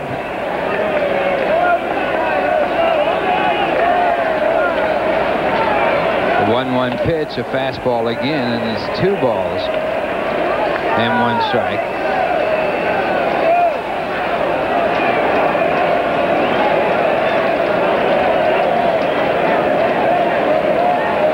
Randy Myers has saved 7 of the Reds' 8 wins over the Mets in the last 2 years. And as Tim pointed out, 6 last year. And there's a pitch for ball 3, 3 balls and 1 strike. Myers pitching 11 scoreless innings in a total of 9 outings against the Mets.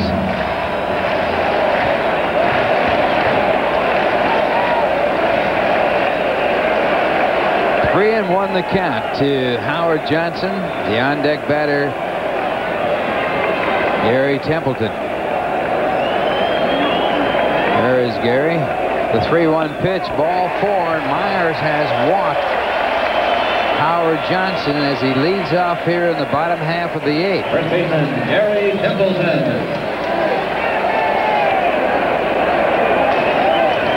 That'll bring up Templeton. And we'll see whether or not the Mets will sacrifice here. The Mets are down at the bottom of their batting order. Not only that, Boston's batting 9th. He's a left-handed batter coming in.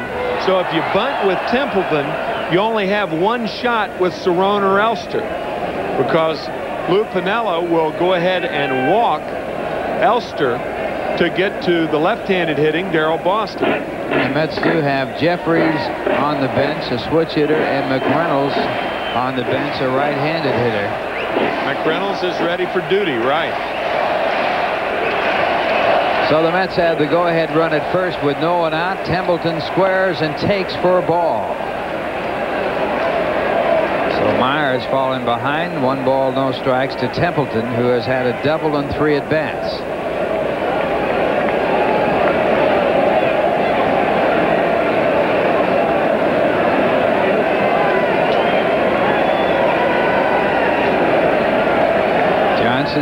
At first base, and the ball bunted in the air and playable. Jeff Reed makes the catch, and the Mets fail to sacrifice. That will bring up Rick Cerrone, and it will change the strategy for the Mets. Well, Templeton, I believe, has his bat in foul territory. When your bat's in foul territory, the chances of you bunting it fair go down. And Templeton pops it up. So a break for the Reds. Cerrone in this game 1 for 3.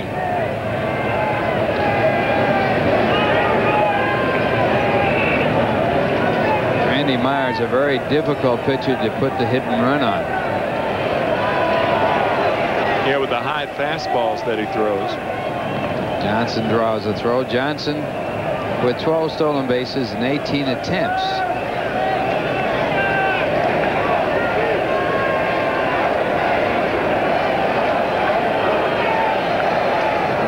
And again he goes the first. The Reds have picked off 14 runners this year, the Reds pitchers. Myers isn't going to pick you off, though. No way. He doesn't have any kind of move to first base. None. And the first pitch to Cerrone is low, and it's ball 1. Again, Myers with a fastball. Cerrone hitting .276. Singled in a run in the second to put the Mets on the scoreboard. They were trailing 2-0 at the time of his base hit. He also has flied to center and struck out. 1 ball, no strikes to count. Again, a throw to first. Johnson with a short lead at first. That's his best move. That's Randy Myers' best move.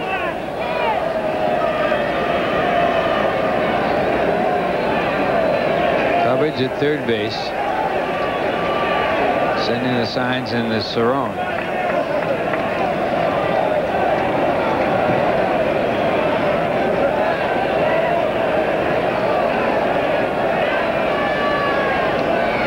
And the pitch, a fastball, fouled back out of play, so it's 1 ball and 1 strike. Some pitchers don't need good moves. All they need to do is get the ball home in a hurry. And Randy Myers, because he has little or no leg kick, that high leg kick, he's so strong with the upper part of his body. He doesn't need the leg to give him the fastball, the high leg kick. So he can use that slide step in effect. That's his normal step home. Again, a short lead at first by Johnson. Again, a throw to first base.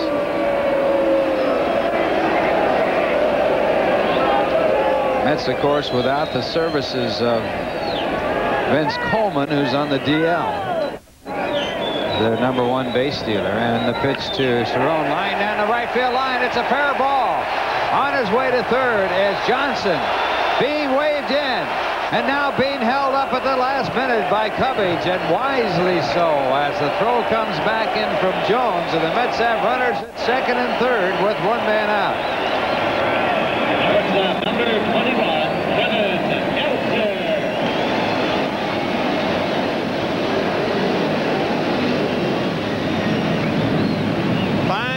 hitting by Rick Cerrone, the fastball low and away, and that's where Cerrone shoots it down the right field line. A nice play by Chris Jones. The carom off the wall, and he gets it in quickly.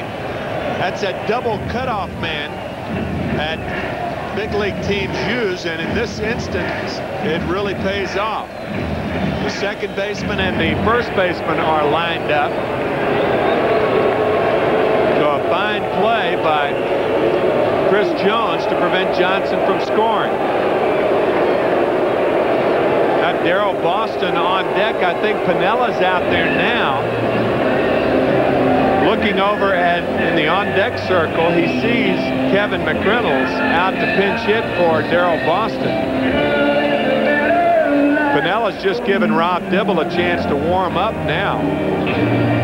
They may elect to walk Elster and then bring in Dibble to face Kevin McReynolds. The one thing the Mets do, even if they don't score this inning, they deplete the Reds bullpen. I think Buddy Harrelson sent Kevin McReynolds up there too quickly. And they're going to walk Kevin Elster to get to Darryl Boston or the pinch hitter. You got a pinch hit for him. I think we're going to see a Dibble-McReynolds matchup here.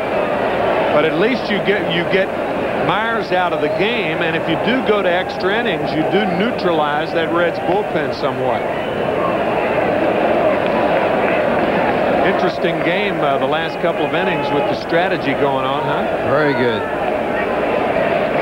So the intentional walk to Elster.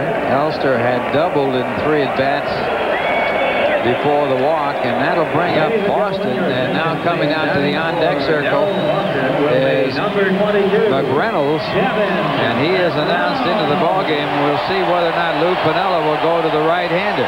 You can bet your house on it. Otherwise, why walk Elster to get to McReynolds? I mean, how many times have you ever seen that? Never. If ever. So, I mean, Reed will go out. He'll want to talk to Myers, and Bruce Fleming right behind him. Bruce knows what's going on. Says, all right, guys, let's don't make a mockery out of this thing. Look at Bruce is right out there. He's going, let's go. That's enough. Let's go. Now Sasser is in the dugout, so if they go to the right-hander, there's always the chance that Sasser would be a pinch hitter for McReynolds, but they're going to stay with Randy Myers as McReynolds comes up to the plate. So it's going to be Randy Myers. Now, no way. Well, no way. He took as much time as he could do. Right. And now they will go to the right-hander. We'll see whether Bud Harrelson makes a switch to Sasser. Yeah, you can't pinch hit for McReynolds, though. No way there either. Plus, you're out of outfielders. You don't want to put Sasser in there. What are you going to put Mackey in right field? So Lou Piniella goes to his #1 closer this year, Rod Dibble, who has not blown a save this season. And as he comes into the game, here's a word from Nissan. There's that man, Rob Dibble. While in New York, you see no record, but as Ralph said, 18 saves, 18 save opportunities. And while in New York, he met with National League President Bill White about 2 suspensions that he is facing this year. One for a fight and one for that errant throw after a game that hit a lady in the stands in Cincinnati. So Rob Dibble is in there. 18 saves and 18 opportunities, and even more outstanding. He has struck out 53 batters in 32 2/3 innings. Wow. An average of 14.6 strikeouts per 9 innings. So for the Mets, Johnson at third base. He represents the go-ahead run. Cerrone at second base. And Elster at first. And the pinch hitter, Kevin McReynolds, back in action after being hit by a pitch ball on the left elbow.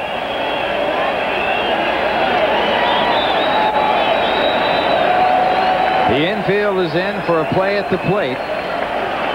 And the first pitch by Dibble, a fastball for ball one. Dibble can reach 100 miles an hour with his fastball. He has been clocked at that speed. And making it even more difficult, it is raining here. The fastball is fouled back out of play, so the count at 1 ball and 1 strike. McReynolds making his second appearance as a pinch hitter. He is 0 for 1. Infield in for a play at the plate.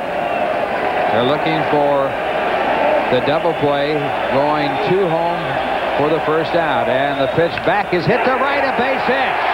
1 run will score. And that is all. But the Mets take the lead by a score of 6-5 as Dibble gives up a base hit to McReynolds.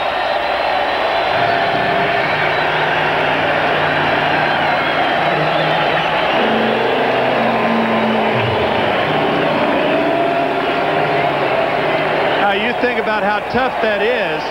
You're nursing a left elbow. You were hitting the left elbow, and the first guy back you have to face is Rob Dibble.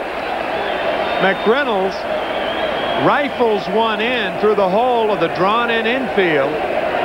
Fine piece of hitting by Kevin McReynolds, knocking in the go-ahead run. So the bases remain loaded, and the batter coming up is Keith Miller. Mets now leading 6-5. I think Jeff Reed went out to talk to Dibble about the possibility of a squeeze play here. Miller, an excellent bunter. Tough to bunt that fastball at 100 miles an hour. Easier to bunt than hit. Or is it? I don't know. I don't know about that. You can get the bat in the ball, but I don't know whether you can get it down. Yeah. Miller with 2 hits in this ball game chases the fastball for strike 1. Miller 2 for 4 and a 1-strike count.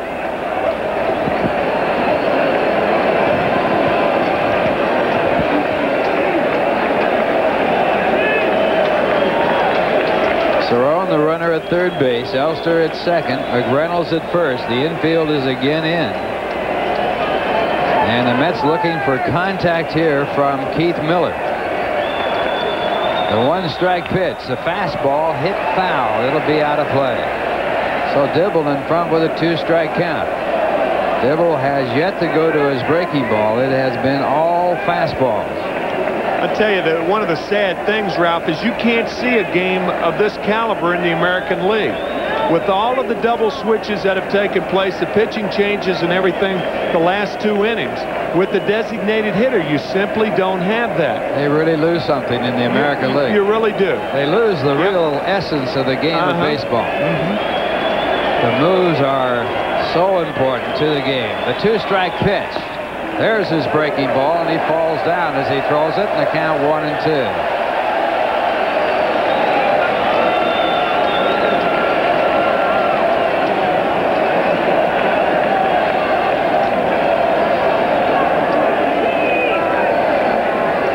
Slider low and away, and Dibble losing his balance and his footing on the mound. The mound is not completely dry. And the pitch back again, the slider, and again it's low and away, and it's 2 balls and 2 strikes.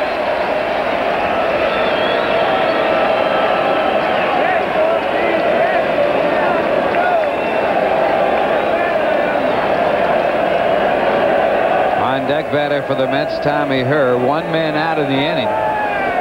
Mets now leading 6-5 on the pinch hit, base hit by McReynolds off Rob Dibble.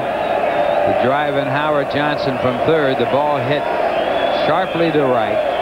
Cerrone unable to score from second. The 2-2 pitch. And a fly ball to shallow right center. Tagged up at third is Cerrone. He's not fast. He's going to try to throw in plenty of time. And the ball is dropped. The ball is dropped. And the Mets get another run in the air. Rick Cerrone knocking the ball out of the glove of Jeff Reed. And the Mets lead it 7-5. I think Reed dropped the ball before Cerrone made contact. I think this is a good chance, and the reason for that is because of the playing conditions. See, Reed never had hold of the ball, and then Cerrone makes contact, but still the fact that Cerrone was bearing down on him, I think added greatly to Reed missing that ball. It is a sacrifice fly, and Miller gets credit for an RBI, even though had Reed held on, there's no way. It is being scored an error in the catcher. Now it's an error. So that will not be an RBI, but the Mets get the run as Tommy Herr fouls off a fastball. Well, there's a ruling. It could be an RBI and an error on the catcher. We'll see how it's scored.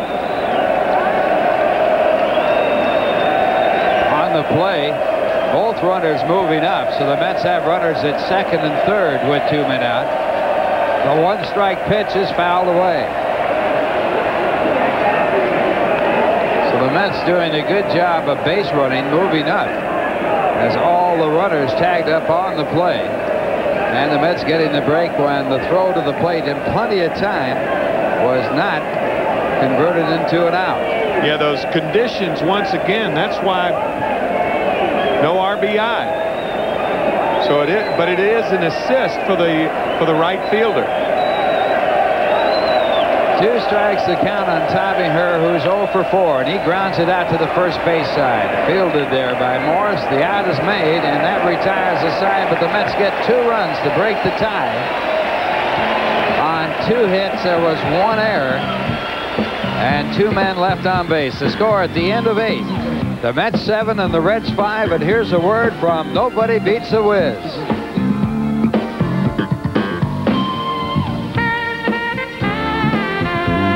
Back here, we're going to the top of the 9th, and Keith Miller has moved from left field to right field. For the Reds, the catcher, Boston out for the pinch hitter Kevin McReynolds, and McReynolds who got the big single to put the Mets on top 6-5, taking over in left field.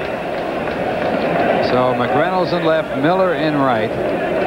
And for Cincinnati, trailing by 2 here in the top of the 9th, Jeff Reed will lead it off. It was Reed's single that started to rally for the Reds in the 7th and saw them get their 4th run. Batting for the first time against Alejandro Pena. And Pena's first pitch, a fastball, a strike.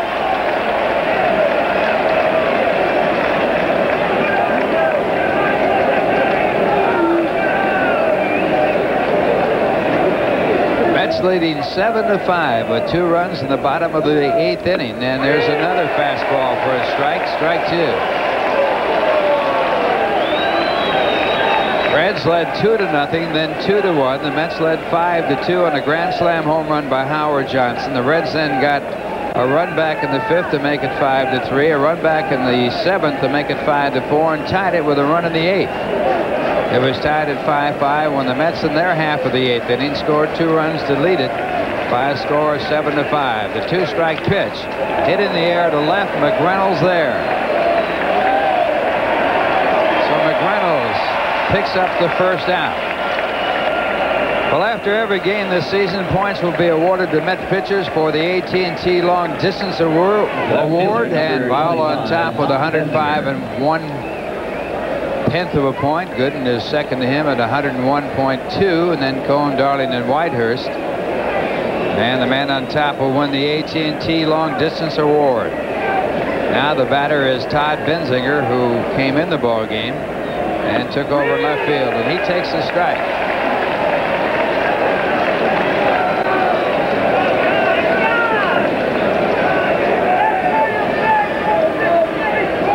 Benzinger hitting .158 for the year. And the split finger fastball for a ball. 1 ball and 1 strike.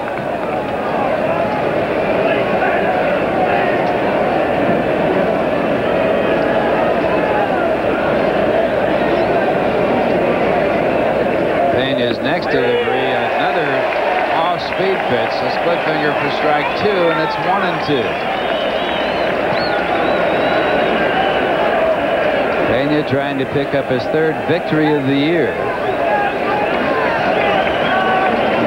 And the 1-2 pitch, fouled back out of play. Final game of the series tomorrow night, the final game of this homestand, and it will be David Cone on the mound for the Mets against Chris Hammond. Cone 6-4, Hammond 4-5. Then the Mets go on a short road trip to Atlanta, returning back here to Shea Stadium next Tuesday. The 1-2 pitch.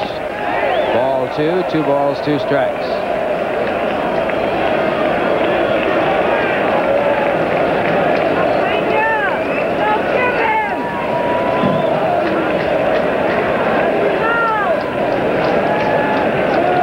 Benzinger coming to the Reds from the Boston Red Sox lost his first base job to Hal Morris, and a ground ball pulled foul by Tony Perez. The count stays at 2-2.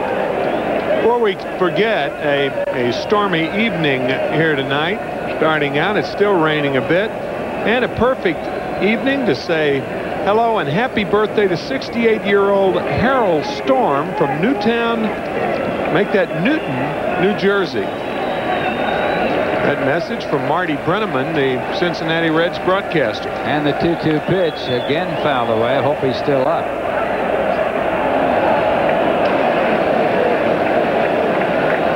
It's only 10:30 if you're 68. I mean, I guess that's all right. You can stay up to 10:30 if you're 68. Done it myself a couple of times. Here's the 2-2 pitch. Again a foul ball, so Pena battling away and Benzinger keeping it going. 2 balls, 2 strikes with 1 man out in the top of the 9th inning. The Mets leading 7-5.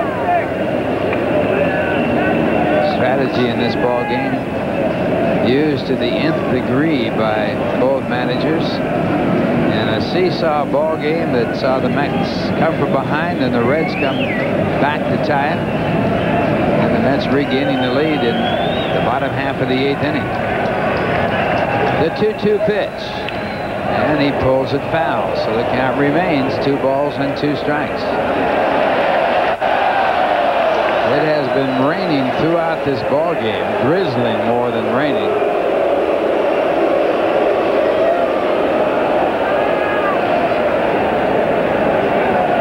To getting good with the ball girls down there. She hands it to one of her new fans. And again a foul ball. So the count remains 2 balls and 2 strikes. The Reds came into Shea Stadium in 2nd place, 3 games back of the Dodgers. With their loss yesterday, they dropped to 4 games back. Brought a 4-game winning streak into the game. Dodgers playing at home against the Cubs. And a line drive to right center field for a base hit. So that'll put the time run at the plate. The ball cut off by Carr. The throw way high all the way to the pitcher's mound where Pena makes the catch. Ball has to be very wet once it hits that outfield. Yeah. Well, that's one reason that Mike Cubbage sent Rick Cerrone hoping for a break. The Mets got it. That outfield grass very wet, and Carr uncorks one. That's about 6 stories high. Right to Pena on the mound. So now the time run at the plate, and Bill Dorn the batter, and Dorn a big night. He's had 3 hits and 4 at-bats. And once again, Tom Spencer on the second step. You see, when he goes to his hat like that, he means throw the ball to second base. If Benzinger goes to third, don't take the bait. Throw the ball to second base because Benzinger's run is not important. It's the second run. That's a potential tying run. Tom alertly telling all the outfielders. Of course, you've got inexperienced outfielders out there in Carr and Miller. Miller extremely deep in right field, and there's a line drive to the second baseman, Herr, who takes it right off the top of the ground for a big out. So now the Mets are not away from picking up the victory, and the batter coming up, Billy Hatcher. 22, Billy Hatcher. Doran hits it hard, but Herr makes the play. Tom Spencer again. And the outfield really should be deeper than normal in this situation. Which there's Tom. Yep. Deeper than normal, but I mean, in right field, there's such a thing as being too deep. If it's over the right fielder's head, it's out of the ballpark. As you take a look at the outfield very deep to try and cut off a two-base hit. Right. And the batter, Billy Hatcher, with a double in this game. He has 2 hits and 4 at-bats, and he foul tips the first pitch, strike 1.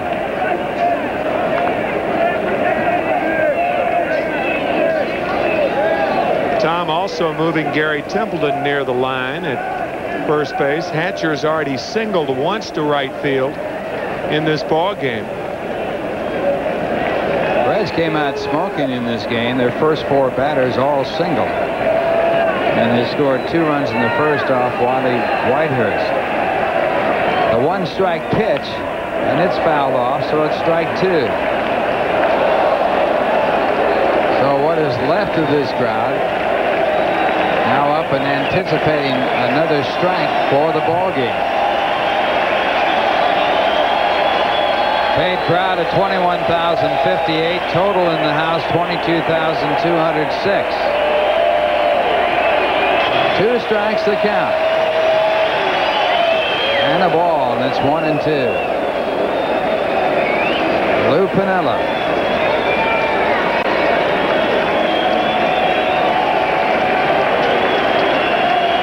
Manager of the world's champion Cincinnati Reds.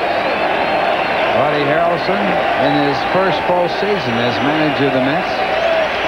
1 ball, 2 strikes. And the pitch bounced out in the hole. Cut off by Herr. Covering his Pena. The throw is high, and the tying run is on. So the Reds still have something going. They have runners at first and second. The tying run at second base. 2 men out. And the dangerous Barry Larkin coming up.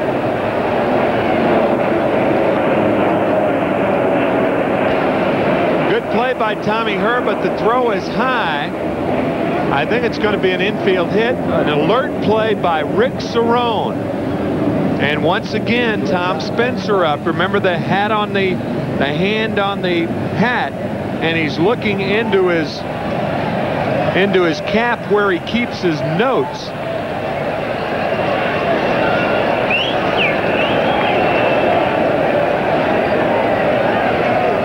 And now the same thing. You want your outfield a bit deep to prevent the double, but there's deep and there's deep. I mean, Keith Miller in right field is about 3 strides from the track, and I think that's too deep.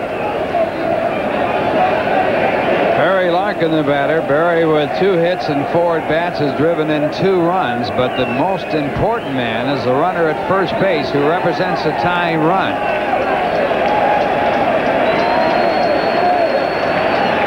Two men away. Top of the 9th inning. And the first pitch hit in the air toward right field. The wind taking the ball into the stands and out of play. So a strike count on Larkin.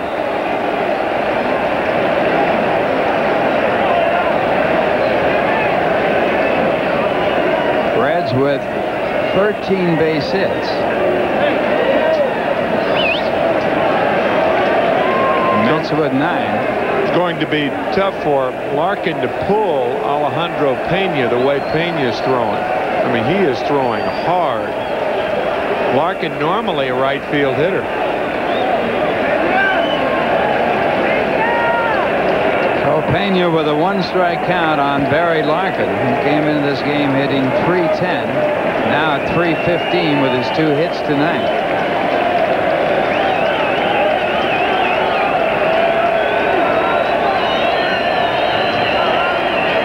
Pena's 1-strike pitch, and again he has the fastball by Larkin, and he fouls it off. So once again, Pena a strike away from ending this ball game. Hatcher in the same situation, had an infield hit to keep it going, and now Larkin with a 2-strike count.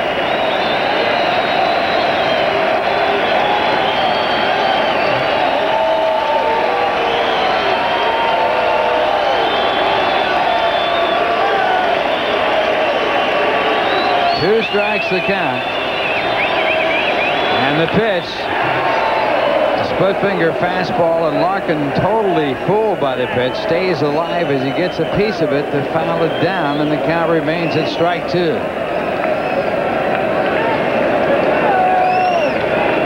Good pitch by Pena, and Barry Larkin just a piece of it. Good hitters can do that. They foul off those tough pitches. Larkin certainly qualifies as a good hitter, a .300 batter his last 2 years, and hitting .300 this year. Tying run at first base, and again the 2-strike pitch, and it's high for a ball, and it's 1-2. Now Buddy Harrelson wants to talk to Pena. It's about pitch selection. He may be saying that if you're blowing the ball by him, stick with a fastball. That's your best pitch. You don't see Buddy go out there too often, but this has got to be about pitch selection and how he has his defense arranged. No action in either bullpen. Mets are not away from picking up the victory. And this has been one of the most exciting games of the year.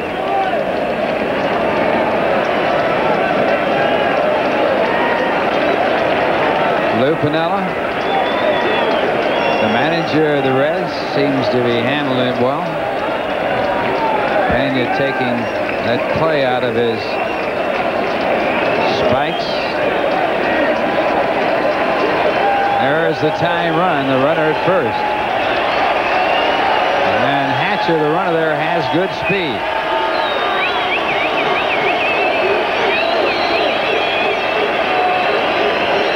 One ball, 2 strikes. And the fastball is swung on and again fouled off. So like Benzinger, who picked up the first hit in this inning, Larkin hanging tough. Benzinger, after fouling off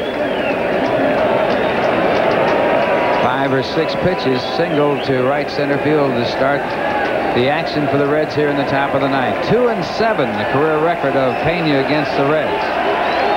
Chance to make it 3-7. 1 strike away. And the 1-2 pitch. Again, a fastball, and again it's foul. Larkin timed that one better than he has the others. Fouls it straight back.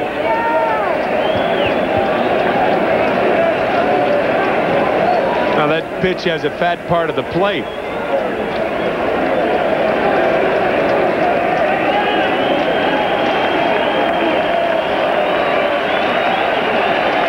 So they'll do it all over again.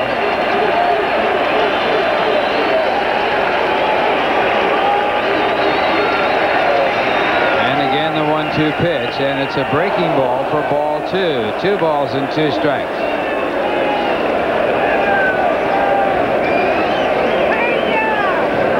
Deck batter is Chris Jones.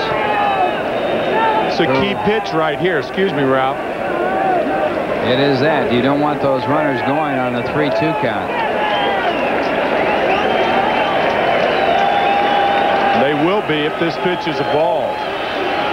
So it's 2-2, and the pitch struck him out on the split finger fastball, and the Mets win the ball game. Alejandro Pena, the winning pitcher. He is now 3-0 with 2 saves. The closing pitcher in the ball game is Randy Myers. Myers now with a record of 3-5. And the first time the Mets have gotten to him since he went over to the Cincinnati Reds, they scored 2 runs off of him. 1 run was unearned, but for the first time they have scored a run off Randy Myers.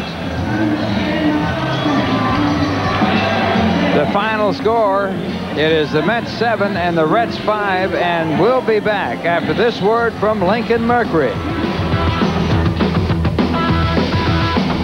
Thank you, Roland. The Mets winning this game by a score of 7-5, one of the most exciting games of the year. It's sort of a seesaw affair, and it was strategy at its best, I'd have to say, Tim.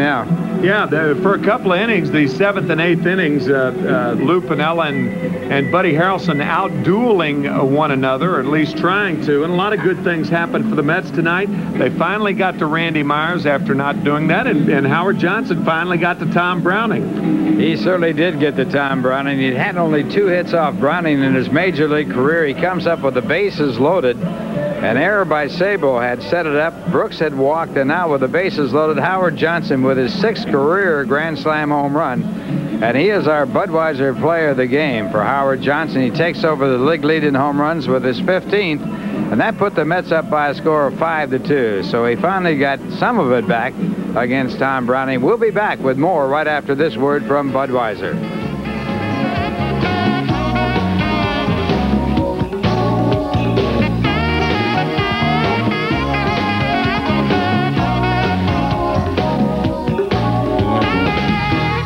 A very exciting ball game. Alejandro Pena now 3-0 on the year, and Randy Myers the loser. The Mets finally got to him, and as we said on our wrap, Howard Johnson finally getting to Tom Browning. The Mets win it 7-5. New York Mets Baseball 91 has been brought to you by Budweiser, the king of beers with that distinctively clean, crisp, cold taste. Nothing beats a Bud. By your Nissan dealers who challenge you to find a better car or a better deal. By MetLife, get Met, it pays. By DHL Worldwide Express, delivering packages and documents faster to more of the world. By the New Jersey Bell Yellow Pages, no other book can match it. New Jersey Bell, a Bell Atlantic company. By Manufacturers Hanover, where your money has power. And by Tropicana, beat the heat with sunny Tropicana taste and squeeze the most out of a Tropicana summer. This evening, some of our guests will receive the Atari Portfolio, the computer that fits in your hands. Take notes, keep important addresses, do spreadsheets, schedule appointments, and more.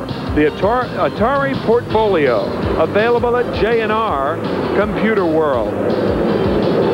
Also, a portable compact disc player from Kenwood, backed for over 30 years in the U.S. consumer electronics market.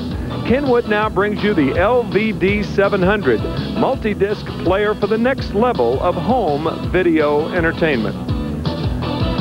Fans, be with us again on Friday at 7:30 from Fulton County Stadium in Atlanta when the Mets take on the Atlanta Braves. Mets Baseball 91 is produced and directed by Jeff Mitchell. Our associate producer this evening, Steve Olbaum, and our associate director, John Calabrese. The announcers on the preceding telecast were approved and contracted for by Sterling Doubleday Enterprises. Man with the numbers, Arthur Friedman, and our executive producer, Rick Miner. This has been a presentation of WWOR-TV Universal 9 Sports. Good evening, everybody.